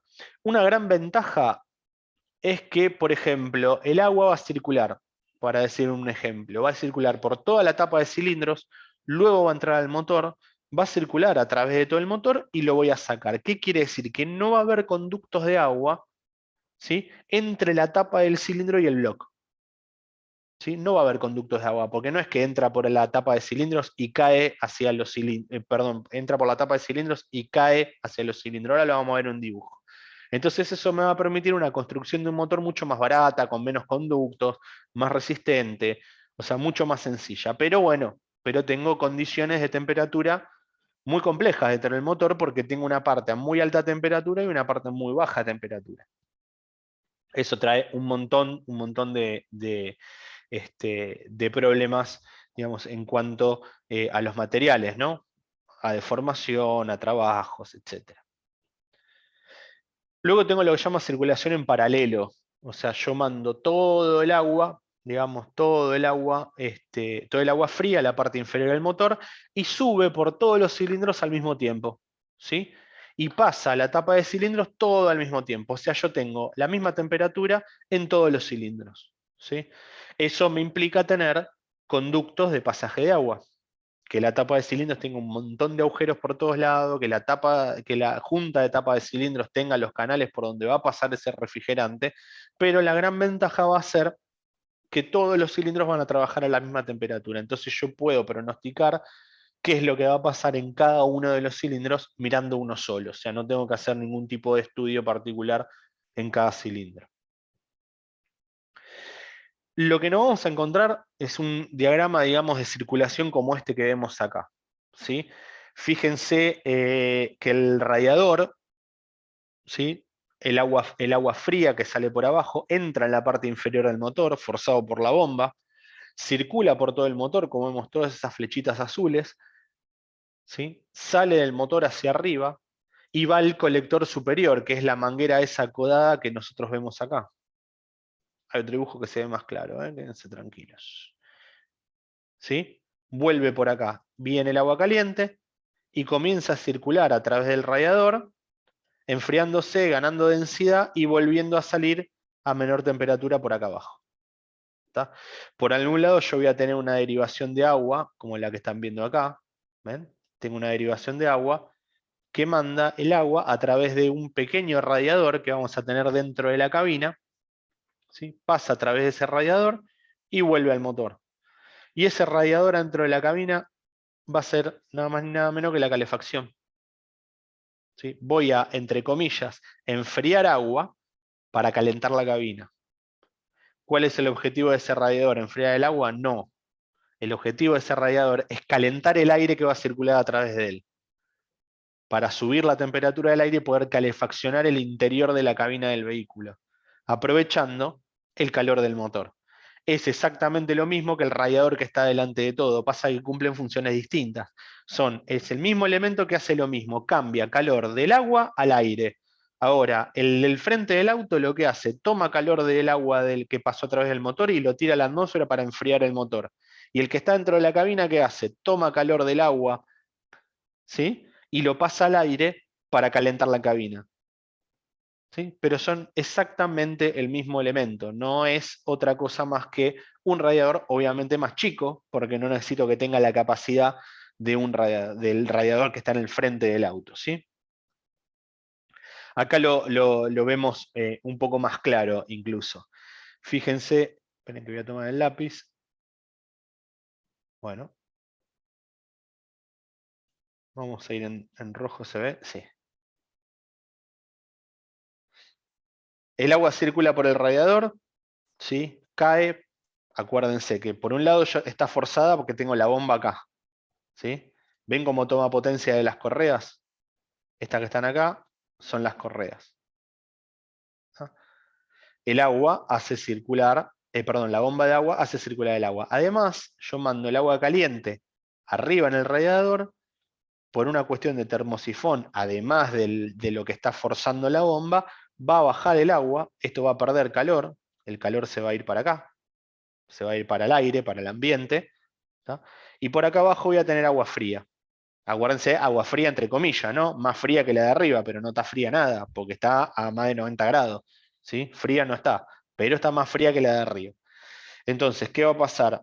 Va a ir a la bomba, el agua fría, entre comillas, y va a entrar al motor por la parte inferior. Va a circular a través de todos los cilindros al mismo tiempo, va a ir subiendo en el motor, va a pasar a través de la tapa de cilindros, que es esto que está acá. Esto es la tapa de cilindros, estos son los múltiples de admisión o de escape. Sí, perdón, los de escape, estos van a ser los de escape porque la admisión están del otro lado. ¿Sí? Va a circular a través de la tapa de cilindro, va a ir otra vez a la bomba, y ahora lo que va a pasar es que la bomba va a tomar el agua caliente y lo va a mandar para arriba al radiador. Y ahí comenzó el circuito nuevamente. Baja, pierde calor, este es el calor, se le llama Q, calor, pierde calor, va fría, se manda por adentro del motor, pasa a través de la tapa de cilindros, bomba y así radiador. Y acá en el medio tengo, ¿sí?, un bypass de la calefacción. Tomo agua caliente, pero ahora lo mando a un radiador exactamente igual a este, pero más chiquito, adentro de la cabina. ¿Sí? Y vuelve el agua a la bomba. ¿Por qué? Porque yo acá también saco calor. Acá también saco calor. Pero el problema es que ese calor yo lo aprovecho en la cabina, ¿sí?, para calefaccionarla justamente. Así que ese es el circuito que vamos a encontrar en un motor que tiene refrigeración indirecta por líquido, que aparte tiene circulación forzada y que aparte tiene circulación en paralelo. ¿Sí? Fíjense que entra todos los cilindros al mismo tiempo y al mismo tiempo sube, ¿sí?, y lo vuelve a tomar la bomba. O sea, tengo un colector superior y un colector inferior. El colector superior, esperen que no encuentro el lápiz, acá está. El colector superior sería esta parte, ¿sí?, este conjunto sería esta manguera acá con esta parte del radiador, y el colector inferior sería esta manguera que está acá y la parte inferior del radiador. En el medio tengo la bomba que produce la circulación forzada. Y fíjense que tiene el mismo sentido que habíamos visto en los de termosifón. El agua fría va desde abajo hacia arriba en el motor, ¿sí?, y en el radiador va exactamente al revés, desde arriba hacia abajo.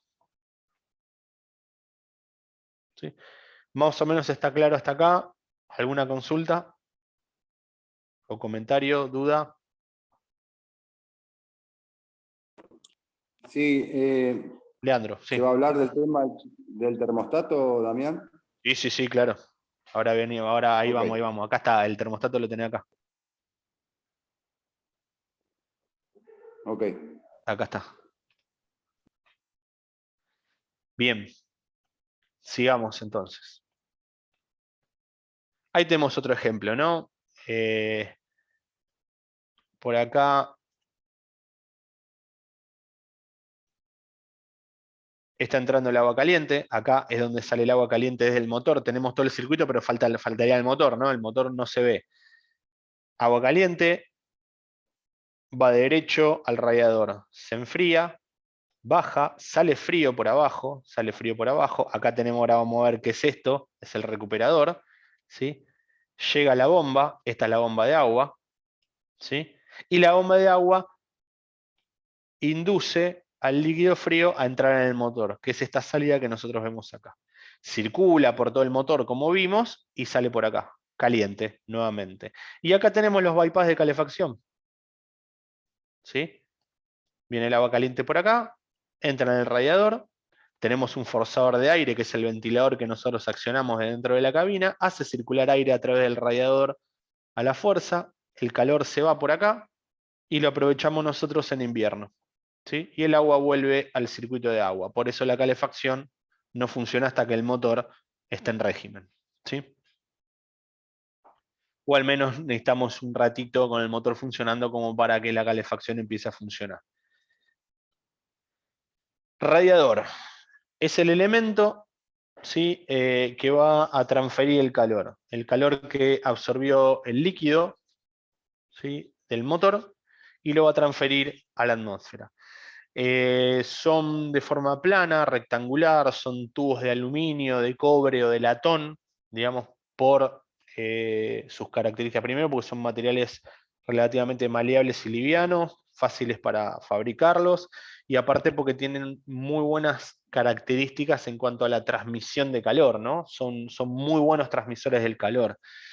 Si fuesen materiales aislantes no serían tan buenos como radiador. Justamente lo que yo quiero es que puedan rápidamente ceder ese calor excedente a la atmósfera.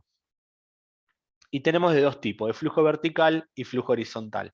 Los más tradicionales, los más antiguos, son de flujo vertical. Hoy en día la gran mayoría son de flujo horizontal. Y ahora lo van a ver. Estos son típicos de flujo vertical, ¿sí? Donde ustedes van a ver los conductos en posición vertical, o sea que tienen un colector de agua caliente acá arriba y el líquido va circulando de manera vertical hacia abajo. Ahora bien, el perfil de los vehículos, sobre todo de los autos, fue cambiando con el tiempo. Entonces, estos radiadores, lo que pasaba con esto es que tenían que ser muy altos, ¿sí? Porque lo que tarda el agua, digamos, de circular desde acá arriba hasta acá abajo, en ese tramo tengo que poder sacarle el calor y poder enfriarla. Si este radiador es muy cortito, no me va a dar tiempo, ¿sí? Entonces yo tengo que tener un radiador de esos enorme. Entonces, ¿qué pasaba? Fíjense la forma que tenían los autos en los años 60, por ejemplo, 50 o 60, y fíjense la forma de los autos que tienen hoy en día. Entonces, si ustedes ven el frente del vehículo, fue cambiando, digamos, entonces obligó a cambiar la tecnología de los radiadores y pasamos a los de circulación horizontal, que son, creo que son los más comunes que podemos ver hoy, ¿sí? Circulan de manera horizontal, ¿por qué? Porque son más anchos que altos. Entonces, de manera horizontal, a mí me permite tener un recorrido mucho más largo del líquido dentro del radiador. Allá. ¿Sí? Por ejemplo, acá. ¿Sí? Si yo lo tengo de manera horizontal, esta distancia es mucho más grande que esta. Entonces me conviene a mí entrar por acá, hacer circular el líquido hasta acá y salir por acá con el líquido frío. Entonces no me queda otra que ponerlo de manera horizontal. No entraría en el auto de manera vertical esto. Ahí es donde toma mayor preponderancia todavía la bomba de agua, porque acá ya no podemos hablar de sifón térmico o de termosifón, ¿sí? Porque está circulando de manera horizontal. El agua caliente se me iría a los conductos de arriba y la fría a los de abajo. No tiene demasiado sentido, no habría circulación natural. Entonces vuelve a tomar mayor preponderancia el tema de la bomba. Aparte, está demostrado, digamos, que cuanto más ancho y más bajo es el perfil, mayor aprovechamiento tengo yo del flujo de aire, ¿sí? Aparte está más cerca del suelo, bueno, hay toda una cuestión aerodinámica que tienen los vehículos hoy, que también, entre comillas, obligan a que los radiadores sean de circulación horizontal y no de vertical, como eran antes. ¿Sí? más o menos esa es la idea del por qué hoy vamos a encontrar más vehículos con radiadores de posición horizontal que vertical. Ahora bien, para mantener una reserva de líquido, ¿sí?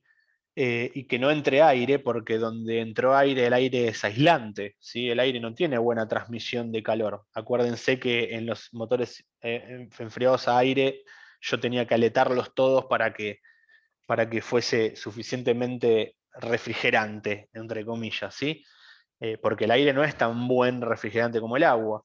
Entonces, si me aparece una burbuja de aire o una burbuja de vapor dentro del circuito, estamos fritos. Entonces yo lo que hago, agrego un tanquecito separado al radiador, que es lo que estamos viendo acá a la izquierda, ¿sí? Que todos lo hemos visto en el auto, que es un tanque recuperador, ¿sí? Tiene varias funciones eso. Primero es una reserva de líquido, porque acuérdense que al ser horizontales nosotros no tenemos más esto, ¿sí? ¿Dónde está? No tenemos más esta parte del motor, del radiador, perdón. Ya no lo tenemos. Entonces esto a mí me servía como para tener una buena reserva de líquido acá arriba y garantizar que no se me vaya ninguna burbuja de aire para acá. En cambio, como son horizontales, ahora yo ya no tengo más esa posibilidad.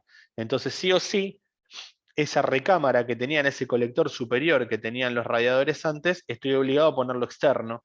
Entonces aparecen estos que son los bidoncitos estos que son los recuperadores, lo que llamamos recuperador, que es un tanque separado del radiador y va conectado con una pequeña manguera que va, digamos, garantizando que toda burbuja de aire se vaya a este tanque y no circule por el radiador.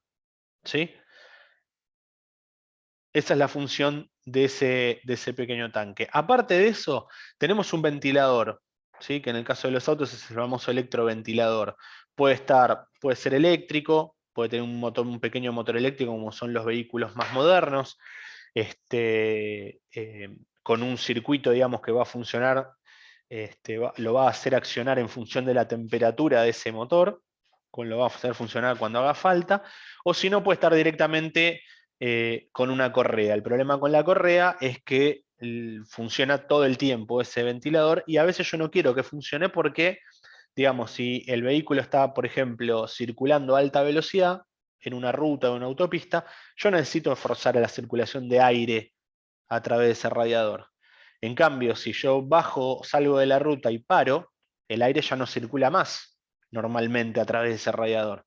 Entonces lo que va a pasar es que va a ir aumentando la temperatura de ese motor hasta un límite, hasta el límite que diga el fabricante o que el motor comience a fallar. Entonces lo que va a pasar, se van a accionar este tipo de ventiladores que van a forzar aire, ¿sí? A través del radiador para producir el enfriamiento de ese agua. Nada más. Nada más que eso es. ¿Sí? Hay varios tipos. Pueden ser un electroventilador, pueden estar conectados a una correa. Lo que puede pasar con la correa, como les decía, que si el vehículo se está desplazando a alta velocidad, ¿para qué lo quiere el ventilador? Va a estar tratando de mover aire ahí sin ningún sentido. ¿Por qué? Porque el aire va a entrar normalmente, va a entrar por la parrilla del auto, va a circular a través del radiador sin ningún tipo de problema. O sea, no lo puedo apagar porque lo tengo agarrado el ventilador a una correa que funciona con el motor. Bueno, hay otros elementos también, como llaman poleas viscosas, ¿sí? Que van funcionando, tienen como una especie de embrague, si quieren, que va a ir funcionando, va a ir activando o desactivando el ventilador o cambiando la velocidad de rotación de ese ventilador en función de la temperatura. Pero básicamente estos ventiladores lo que hacen, fuerzan el paso de aire a través del radiador cuando no tengo una circulación natural como la que tendría en una autopista o en una ruta. ¿Sí? No cumplen otra función más que esta. ¿Sí? El circuito eléctrico es ese, tiene un sensor de temperatura, que es el famoso bulbo de temperatura. Cuando el bulbo de temperatura llega a la temperatura de cierre, ¿sí? Da una indicación a un circuito, que en este caso está mostrado a través de un relay, cierra el circuito eléctrico y el ventilador enciende. Una vez que el ventilador enciende, comienza a forzar aire a través del radiador, empieza a bajar la temperatura de ese líquido, ¿sí? Porque tengo más aire para llevarse más calor, entonces baja la temperatura de ese líquido hasta el punto en que el bulbo indica que ya fue suficiente y abre el circuito eléctrico, el ventilador se apaga. No es más que eso. Esto obviamente los electroventiladores en la ruta o en la autopista van todo el tiempo apagados, no tiene ningún sentido encenderlos porque el paso natural del aire es suficiente. Después tenemos un elemento que había mencionado Leandro, muy importante, que es el famoso termostato. Seguramente ya todos deben saber de qué se trata. Es un elemento que va a cerrar y abrir ese circuito de refrigeración más allá de la bomba, ¿sí? Porque imagínense esto, cuando el motor está frío, ¿sí? Yo recién lo pongo en marcha, yo necesito que el motor llegue a su temperatura de trabajo, por un montón de motivos que fuimos viendo, ¿sí? El motor trabaja a una determinada temperatura, no trabaja bien en frío, ¿sí? Cuando el motor está muy frío, no es el más eficiente de todos, sobre todo porque cuanto más caliente está el motor, más potencia me puede entregar. Obviamente, como habíamos dicho, hasta un cierto límite, hasta que rompo el motor. Pero bueno, hay un elemento, como les dije, perdón, vamos a volver al principio porque me fui un poco. Hay un elemento que me va a decir a mí por dónde va a circular el agua en función de qué temperatura tenga. Porque imagínense esto, cuando yo pongo en marcha el motor está frío. Pero ¿qué pasa? Yo quiero que llegue a su temperatura de régimen lo antes posible, para que el motor esté trabajando en alta eficiencia la mayor parte del tiempo. ¿Qué pasaría si no está el termostato? Bueno, el motor va a funcionar, el agua va a circular igual. No importa qué temperatura esté, la bomba de agua va a funcionar igual. ¿Y qué pasa? Voy a estar enfriando ese motor por demás. Entonces va a tardar una eternidad en llegar a la temperatura de régimen. ¿Por qué? Porque está funcionando el circuito de refrigeración, que está bárbaro que funcione cuando el motor está caliente, cuando está a buena temperatura, cuando llegó a la temperatura de funcionamiento. Pero en el mientras tanto, ¿qué hacemos? En el mientras tanto yo quiero que llegue lo más rápido posible a la temperatura de trabajo. Entonces, ¿qué hago? Hay un elemento, que es justamente este termostato, que cierra el paso del agua a través del radiador. Entonces, la bomba de agua no la puedo frenar, porque la bomba de agua está o por una correa, o por la correa de distribución, o por lo que sea, por el elemento mecánico, está unida al motor y va a funcionar todo el tiempo. Ahora, lo que yo puedo hacer es un bypass. Cuando el motor está frío, yo tomo el agua que circula a través de la bomba y la vuelvo a mandar al motor, sin pasar por el radiador. Le hago, entre comillas, un bypass, ¿sí?, al motor. Entonces, ¿qué va a pasar? El agua esa no va a circular a través del radiador, no va a perder el calor que está ganando el motor.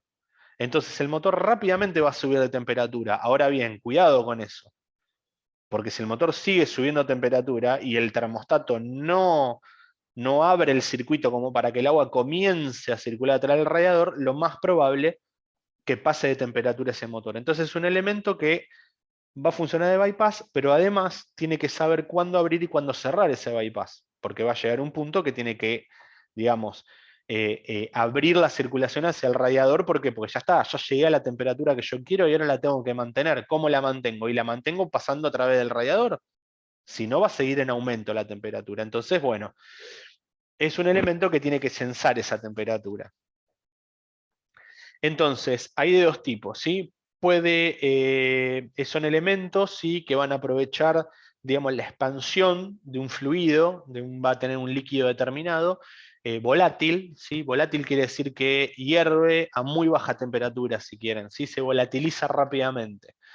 Como pueden ser algunos solventes, bueno, algunos alcoholes y ese tipo de cosas. Entonces, un pequeño cambio de temperatura hace que el fluido se expanda rápidamente. Entonces eso va a tener una acción mecánica en abrir y cerrar una válvula. O voy a tener algo que se llama parafina, ¿sí? Es una cápsula con parafina que tiene, esa parafina tiene una característica fundamental, que es el cambio de volumen con la temperatura, ¿sí? Cuando pasa de sólido a líquido, de líquido a sólido, tiene una gran variación en su volumen. Entonces esa variación de volumen es la que yo voy a aprovechar para que este elemento abra y cierre una válvula que ahora vamos a ver. El termostato es lo que estamos viendo ahí, ¿sí? Va a tener un pasaje de fluidos, que es lo que estamos viendo, digamos, en la apertura superior. Va a tener una serie de resortes que lo van a mantener cerrado hasta un punto, porque a partir de ese punto, a partir del punto de temperatura, el elemento de cera o de parafina que tenemos ahí, que es esa cápsula de latón o de cobre que está señalada ahí en el centro, este de acá, que es esta cápsula que vemos acá, va a ser como una especie de émbolo, si quieren, una especie de pistón, que de un lado va a tener parafina. Cuando está fría esa parafina, tiene un volumen determinado y está sólida. Ahora, cuando esa parafina comienza a tomar temperatura, se comienza a expandir. Se hace líquida y se expande. Cuando se expande, tiene que ir a algún lado, como los gases, digamos, dentro de un cilindro. Entonces, ¿qué va a hacer? Va a comenzar a empujar un cilindro, un pistón. Ese pistón lo que va a hacer es que abra esa válvula principal. ¿Sí? Cuando esa parafina se expande, vence a los resortes y se abre la válvula principal. Mientras se mantenga a buena temperatura, o sea, a temperatura de trabajo, este elemento va a tener esta válvula principal que está marcada acá abierta. ¿Por qué? Porque este piquito que nosotros estamos viendo acá va a bajar y va a dejar pasar el fluido a través de él. ¿Sí? Va a pasar por acá, el agua. Entonces va a comunicar con el radiador. Ahora, si ese motor empieza a perder temperatura, la parafina que está acá adentro se va a solidificar. Este pistón va a volver a subir por acción de estos resortes y va a cerrar el paso a través de esto y no va a circular más el agua por acá. Entonces las va a hacer circular a través del motor, bloqueando o haciéndole un bypass al radiador. Y ahí va a volver rápidamente a subir la temperatura porque ya no hay radiador. Cuando sube la temperatura, ¿qué va a pasar? Otra vez lo mismo, va a abrir el termostato y va a hacer pasar agua a través del radiador. ¿Sí? Es una pieza fundamental. Fíjense acá lo que estamos viendo, cómo funciona. ¿Sí? ¿Ven? El agua, perdón. Cuando el termostato está cerrado, ¿sí? Que esa parafina está sólida, el termostato está completamente cerrado. ¿Qué va a pasar? El agua caliente sale del motor, y en otro caso se iría para el radiador. No, pero yo no quiero eso, yo quiero que vuelva al motor, porque el motor está frío, yo quiero que rápidamente suba su temperatura. Olvídate del radiador, listo, ningún problema, el termostato está cerrado, entonces el agua del motor viene para acá, empujada por la bomba, y dice ¿dónde voy? Listo, volvemos al motor. Y vuelve a tomar temperatura del motor. Ahora bien, cuando este agua que está circulando por acá, todo el tiempo, viene el agua, viene el agua, viene el agua, viene cada vez a mayor temperatura. Cuando llega a temperatura de trabajo, la parafina que está acá dice, bueno, listo, dejo de ser sólida, me hago líquida y me expando. Cuando se expande, ¿qué hace? Tapa el cierre del motor y abre la válvula principal. Entonces el agua que antes venía por acá, ahora caliente, el agua está caliente, en vez de irse de vuelta para el motor, se encuentra con que ese bypass está cerrado. Entonces listo, me voy para el radiador y ahí entrega calor, perdón, al ambiente. ¿Sí? Esa pieza es fundamental. Es fundamental. Esta es la pieza que suele arruinarse. Si se arruina abierto, es lo mejor que nos puede pasar, porque el coche no levanta nunca temperatura y nos damos cuenta que el termostato está roto porque trabaja todo el tiempo frío y vamos a gastar una cantidad de nafta monstruosa. Ahora, si el termostato se rompe cerrado, también nos vamos a enterar. También nos vamos a enterar porque vamos a tener, hay un problema de hervor fuerte en el líquido refrigerante, ¿sí? Porque no vamos a tener dónde sacar ese exceso de calor. Y rápidamente vamos a pasar de temperatura del motor. Pero esta es una pieza fundamental de controlar y tener bien mantenida y hacerle un mantenimiento preventivo cada determinada cantidad de horas de uso, ¿sí? Ahora bien, ¿cuál es la importancia? ¿Los motores pueden andar con agua como con líquido refrigerante? La respuesta es no. No. Un vehículo más antiguo sí, no habría ningún problema, pero un vehículo moderno no puede funcionar con agua. No le ponemos refrigerante porque se ve lindo el agua de color amarillo o rojo dentro del recuperador. Le ponemos esos líquidos refrigerantes porque cambian las características del agua, ¿sí? Entonces nosotros vamos a tener algo que se llama curva de presión de saturación. A pesar de que tiene un nombre que parece complicado, no lo es. Lo que nos está indicando es la temperatura a la cual va a hervir el agua.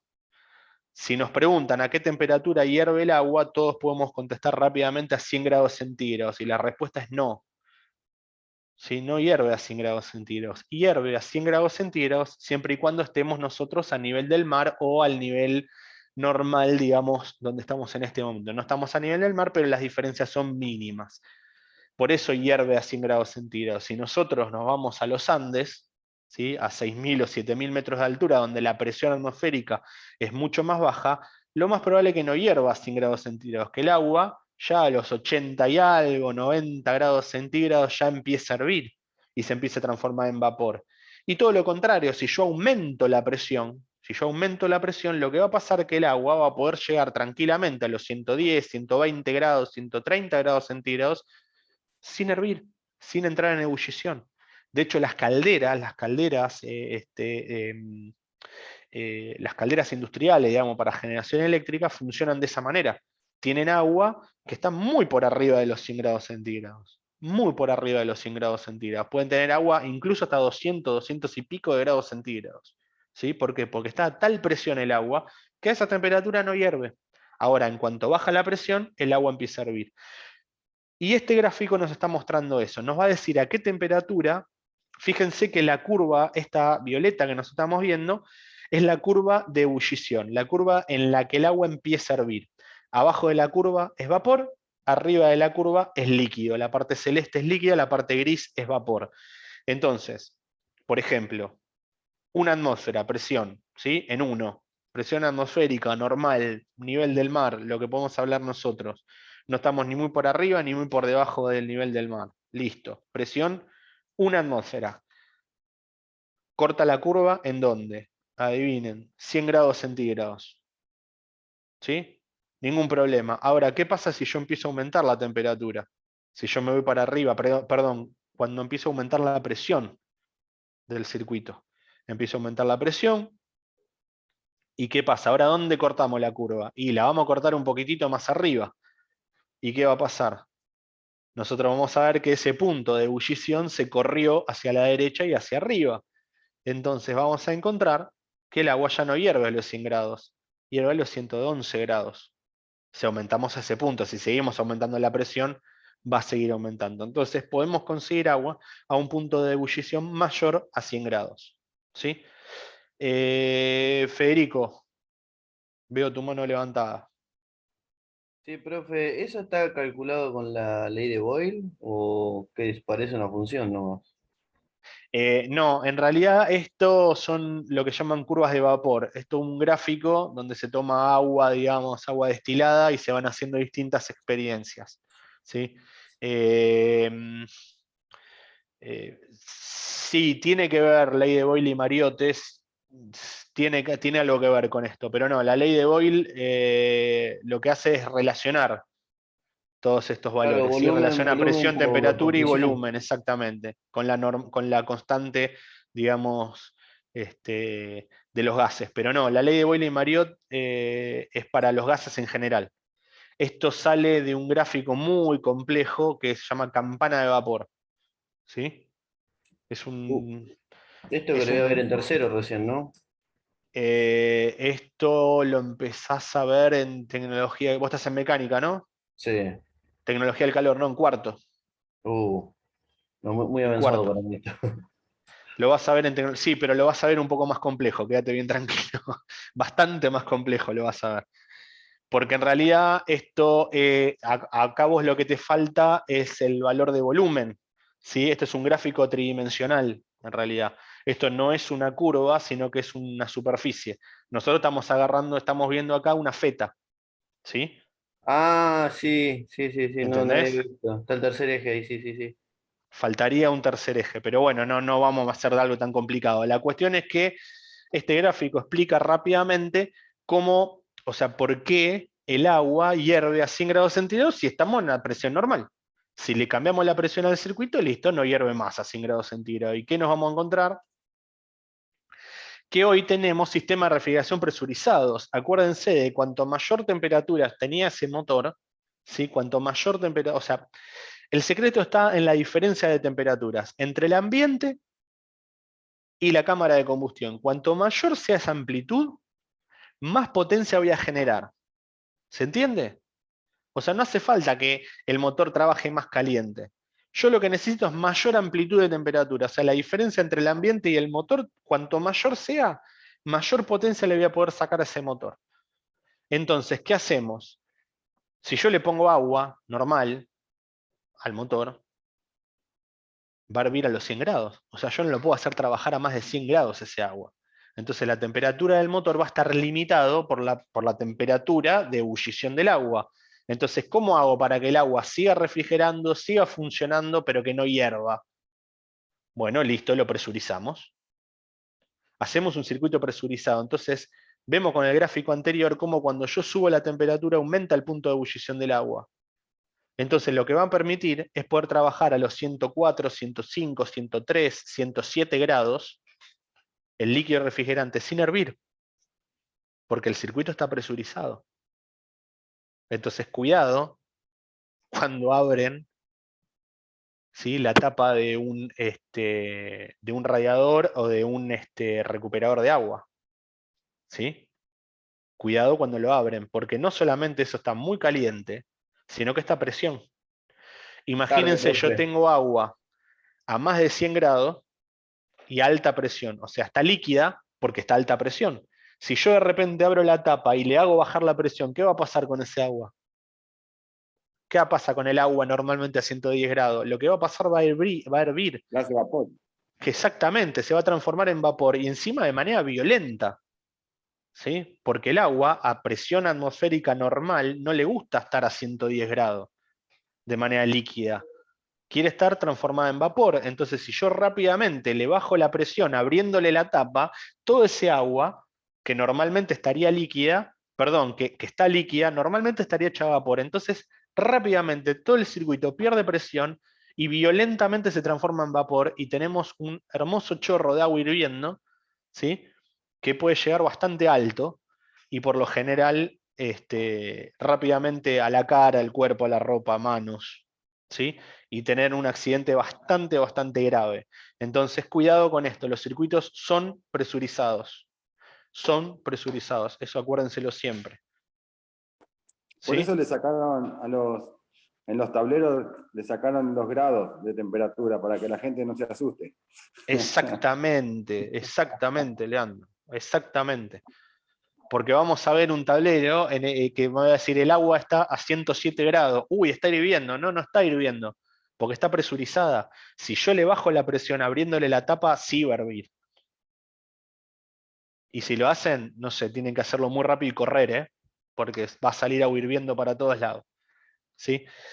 Y otro problema que nos evitamos con esto, en realidad, por un lado, aumento la temperatura de trabajo del motor y le puedo sacar más jugo. Y por otro lado, tengo una gran ventaja, sobre todo con los vehículos y vehículos pesados que pueden llegar a circular por lugares de mucha altura. Acuérdense que lo que dijimos antes, si yo subo y empiezo a subir, voy por la ruta 7 y empiezo a subir la cordillera, ¿sí?, ¿qué va a pasar con el agua cuando baja la presión? Cada vez hierve a menor temperatura. Y si yo abajo tenía agua a 105 grados o a 100 grados y todavía estaba líquida, cuando llego al Cristo Redentor va a empezar a hervir, porque allá arriba de todo el agua no hierve a 100 grados, hierve a 96. Entonces va a empezar a hervir. ¿Cómo evito eso? Listo, presurizo todo el circuito. Entonces es líquida abajo y es líquida arriba, porque está siempre a temperatura mayor. No me importa a qué altura vaya el vehículo. La presión del sistema de refrigeración siempre va a ser positiva, siempre va a ser más que la atmosférica. ¿Se entiende? Leandro. Sí, la pregunta es, Juan, al estar con más presión, ¿el agua llega mejor a todos lados? No, No. no De eso se encarga porque también, perdón, de eso se encarga también el termostato, ¿no? el termostato se va a encargar solamente de abrir y cerrar el paso al radiador, digamos. ¿Sí? O Claro, sea que bueno, dejar pasar el agua al radiador o hacerla circular a través del motor. Una vez que el motor está a temperatura de trabajo y el termostato está abierto, no cumple ninguna función. Se lo podés sacar el termostato que el motor ni se va a enterar. está bien, ¿Sí? porque yo tenía unas teorías de gente que, bueno, supuestamente sabía mucho y dijo que A ver. ofrecía una resistencia en el circuito del agua para que pueda llegar al último cilindro o a los últimos cilindros, porque si no estaba, el agua busca de hacer el circuito más fácil ahí cerca de la bomba de agua, adelante. Pero bueno, son teorías que... No, o sea, a ver, ¿El termostato ofrece resistencia a la circulación? Sí. Ahora, la presión de agua, de la bomba de agua, es muy baja, ¿eh? Está bien, Es perfecto. muy No, baja. era para... Es una mínima presión como para que el agua circule en el sentido que vos querés. Pero la bomba de agua no tiene una presión como si fuese una bomba centrífuga que saca agua de un pozo, ¿eh? ¿No? Ni de casualidad. Está Ni de bien. casualidad. Son de muy baja presión, digamos. Lo que hace es forzar un poquito esa circulación para que el agua pase. Y la presión que vos le metés al circuito de refrigeración es para aumentar la temperatura de ebullición. No es para llegar a ningún lado. O sea, Ok. imagínate, digamos, el agua no llega hasta el último cilindro. Bueno, ¿qué hay? ¿Por qué no llega? Porque ¿qué hay? ¿Aire? ¿Vapor? Entonces, si hay aire o vapor, es otro problema. Si hay vapor, estamos fritos, porque el agua se está vaporizando. Y yo no quiero que se vaporice, porque si se vaporiza no transmite calor. El agua transmite calor, o sea, absorbe calor y la entrega cuando está líquida. El vapor no es buen transmisor del calor, ¿sí? Y el aire menos. Entonces, Claro. donde yo tengo una burbuja en el circuito de refrigeración, perdimos. Es como tener una burbuja en el circuito de freno, ¿sí? No. Siempre tiene que estar líquida. Y debería llegar a todos lados, sobre todo de circulación paralela. Quizás sea por otro motivo, no lo sé, habría que investigar un poco más el por qué y qué es lo que hacen. Pero no, el aumento de la presión en el sistema de refrigeración es pura y exclusivamente para aumentar el punto de ebullición, para garantizar que el agua sea siempre líquida, ¿sí? Que ni por casualidad se le ocurra aparecer una gotita de vapor en ningún punto. ¿Sí? Esa es la idea. Y eso que me produce a mí, me produce que todo sea más eficiente. Entonces puedo tener menos agua, puedo tener bombas de agua más chicas y puedo tener radiadores más chicos. Si yo tengo una bomba de agua muy grande porque necesito hacer circular mucha agua, y la bomba de agua toma potencia ¿de dónde la va a tomar, muchachos? La toma del motor. Cuanto más grande sea la bomba de agua, menos potencia voy a tener en la rueda. Es así. Entonces yo necesito que todo lo periférico, o sea, la función principal del motor es mover al vehículo. O sea, todo el resto es pérdida. Entonces, si yo tengo una bomba de agua grande, va a absorber más potencia. Si yo tengo muchísimo líquido, o sea, 20, 30, 40, 50 litros de líquido, tengo que moverlo eso. Es potencia tirada a la basura. Y si yo tengo un radiador gigante, enorme, ¿dónde lo meto? Entonces, ¿qué hago? Presurizo el sistema de refrigeración, pongo radiadores más bajos y más anchos, y puedo reducir el tamaño de todos esos periféricos. ¿Sí? Por eso, mucho cuidado al abrir un circuito de refrigeración con un motor en caliente. Traten de no hacerlo, por favor. Les diría que está terminantemente prohibido, ¿sí? Justamente por este fenómeno, ¿sí? Baja violentamente la presión y el agua de un instante al otro pasa a estar transformada en vapor. El vapor se expande y hace mucha fuerza. Y lo que va a hacer, la poca agua que quede líquida dando vuelta por ahí a mucha temperatura, la va a empujar hacia afuera. Y hacia afuera están ustedes, ¿sí? Entonces, bueno, finalmente, todo esto, la pregunta es, ¿qué pasa si le ponemos agua común? No lo hagan. No lo hagan. No lo hagan porque van a perder un montón de características que nosotros vamos a ver ahora. Y este tema es cortito y prometo no extenderlo demasiado. El agua es el mejor líquido refrigerante que nosotros podemos tener hasta ahora, ¿sí? Pero tiene algunas limitaciones que son claves para esto. Ahora, ¿cuáles son las propiedades que tiene el agua? Tiene un elevado calor específico, que eso es lo que yo les decía en un principio. Cuando algo tiene un elevado calor específico, ¿qué quiere decir? Que para cambiar su propia temperatura, absorbe muchísimo calor. Por eso el agua es ideal para enfriar. Yo tengo algo que está muy caliente, lo sumerjo en agua rápidamente y rápidamente baja su temperatura. ¿Por qué? Porque el agua tiene lo que se llama un calor específico muy grande, o sea, absorbe muchísimo calor. Tiene la capacidad de poder absorber mucho calor, entonces rápidamente baja la temperatura de todo lo que le metamos adentro, ¿sí? Ahora, tiene un punto de ebullición relativamente alto, ¿sí? Comparado con otros elementos, por supuesto, no nos alcanza, por eso lo trabajamos a presión, como dijimos antes, pero comparado con otros líquidos, digamos, o con otros elementos que podemos utilizar como refrigerante, tiene un punto de ebullición bastante alto.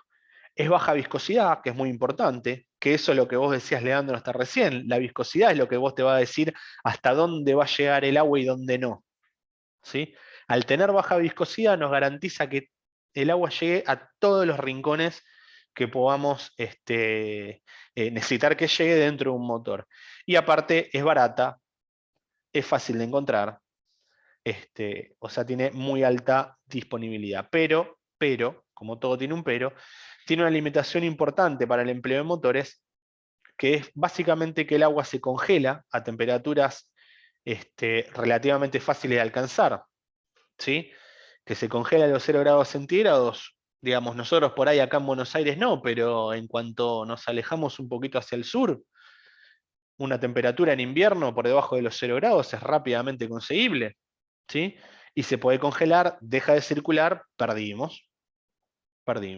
Porque, digamos, el hielo no circula y no tiene poder refrigerante el hielo. ¿Por qué? Porque al no poder circular, ¿cómo hago yo para que el hielo lleve calor de un lado y lo lleve para el otro si no circula? ¿Sí? El hielo sí, está bien, está frío, pero está quieto ahí y a mí no me sirve. Yo el calor lo tengo en otro lado. Listo. El hielo no sirve. Entonces yo empiezo a ponerle aditivos a ese agua.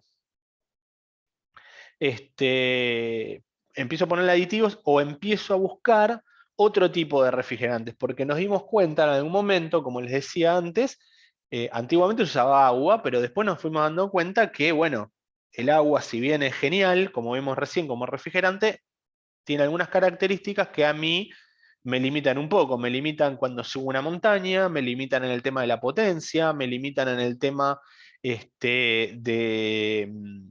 cuando voy hacia el sur, por ejemplo, cuando empieza a bajar la temperatura, y empiezo a buscar otros refrigerantes. Por ejemplo, que se hicieron muchas pruebas oportunamente, es agregándole, haciendo una solución de lo que se llama cloruro de calcio, que es una sal, que bueno, daba algunas características muy importantes, no se congela, hierve a temperaturas mucho más altas que el agua normal, que el agua sin nada, pero tenía un gran inconveniente, es corrosivo. Entonces, directamente podía corroer el motor, ¿sí? Y bueno, olvídense de ese material como líquido refrigerante. Ahora, hay un refrigerante muy bueno, que son los alcoholes, tanto el metílico como el etílico. Los alcoholes son muy buenos refrigerantes. Solo basta con frotarse un poco de alcohol, que ahora está muy en boga, digamos, en las manos, como para ver cómo baja la temperatura, justamente porque absorbe una tremenda cantidad de calor. Por eso baja la temperatura y tenemos sensación de frío en las manos cuando nos ponemos alcohol. Justamente es por esa alta capacidad refrigerante que tiene ese producto. Es genial. ¿Cuál es la contra? Que es inflamable. Yo no puedo tener un líquido tan inflamable como el alcohol metílico o etílico dando vuelta como líquido refrigerante en el motor. Imagínense que podemos hacer un desastre. O sea, no es suficiente con el combustible que utiliza, sino como para tener un fluido refrigerante espantosamente inflamable como los alcoholes, así que listo, los descartamos. Y aparecen lo que llaman glicoles, ¿sí? Sobre todo el etilenglicol, que es el líquido refrigerante, ese que tiene como esa textura aceitosa que nosotros podemos comprar para diluir y agregárselo a los motores. Tiene un punto de ebullición bastante alto, o sea, fíjense que a presión normal, a presión atmosférica está por arriba de los 190 grados, ¿sí? Para hacerlo hervir, o sea que es buenísimo para el motor. Y aparte tiene una característica, tiene un punto de congelamiento súper bajo. O sea, ¿qué quiere decir? Que yo lo puedo llevar a 15 grados centígrados bajo cero, ¿sí? Que va a seguir líquido. O sea, genial. Genial, me da con todas las características y aparte acepta muy bien otro tipo de aditivos que son inhibidores de la corrosión, ¿sí? Para evitar la corrosión por óxidos en superficies metálicas, ¿sí? Esos son los famosos glicoles, ¿sí? Es una mezcla entre glicerina y alcohol, ¿sí? Es un éster ahí en el medio, es una cosa media rara entre una glicerina y el alcohol, ¿sí? Es bastante tóxico, ¿sí? Hay que tener mucho cuidado, sobre todo porque curiosamente tiene sabor dulce, ¿sí? Por eso hay que tenerlo muy lejos de menores y y lejos de mascotas también, ¿sí? Todo lo que son líquidos refrigerantes. Parece muy loco, pero es así. Tienen sabor dulce, pero son muy, muy tóxicos, ¿sí? ¿Alguna consulta o duda hasta acá?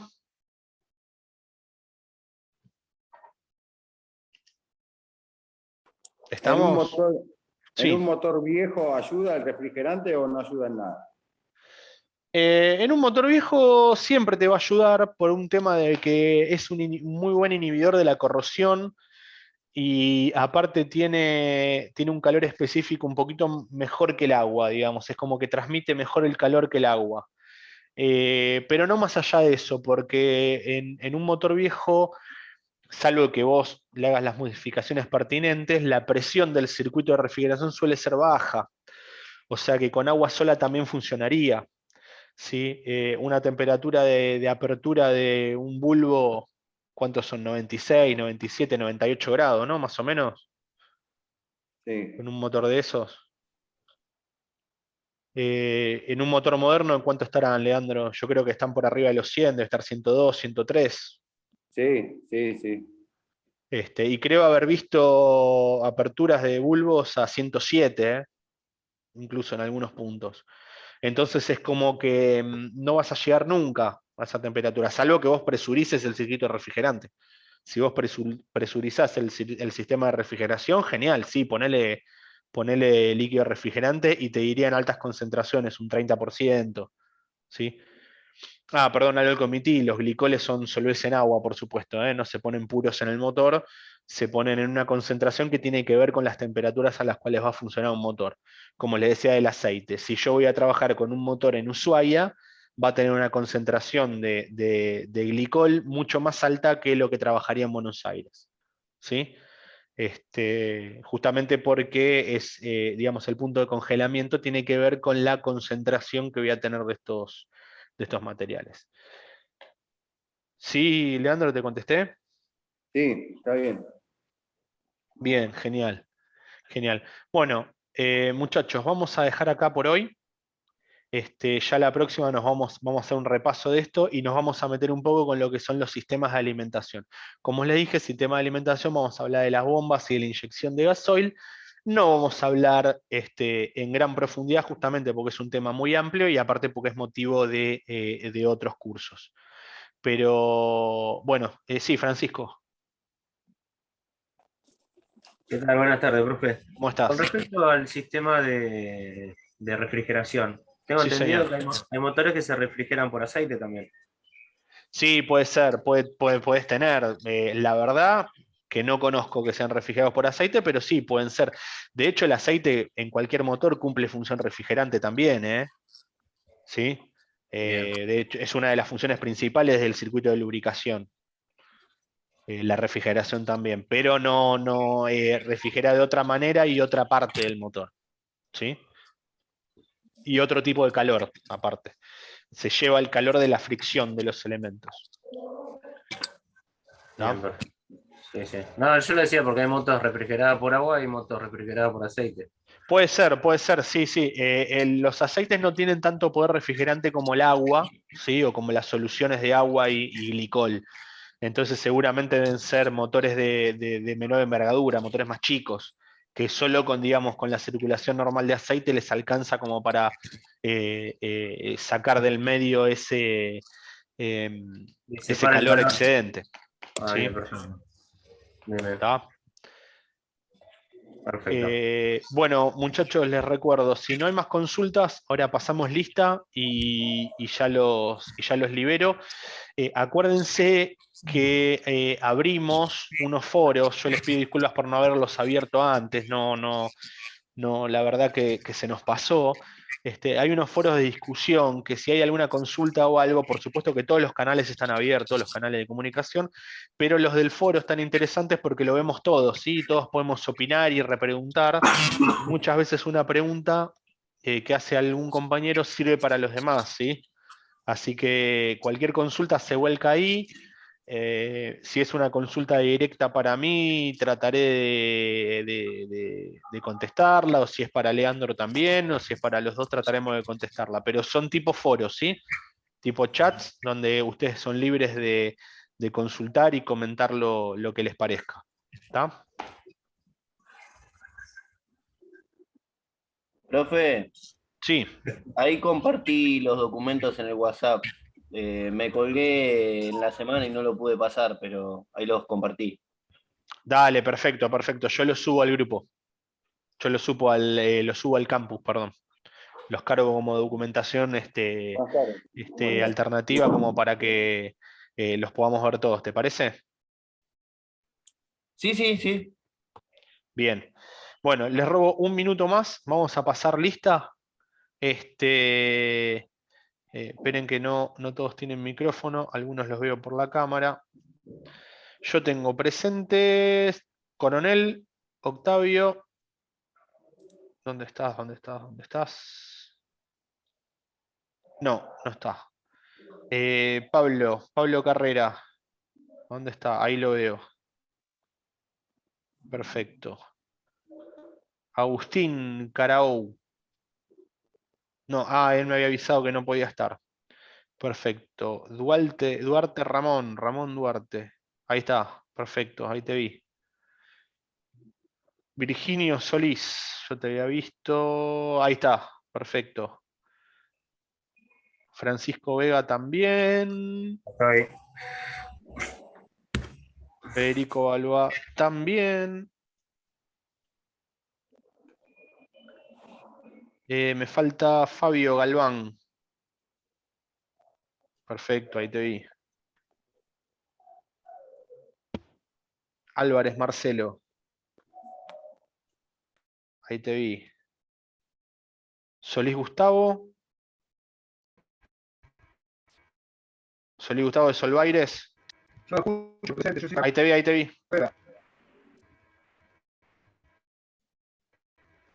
Solís Gustavo está bien.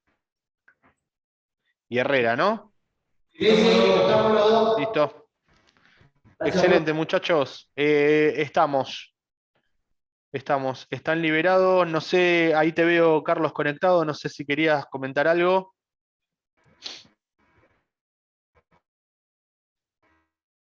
Carlos.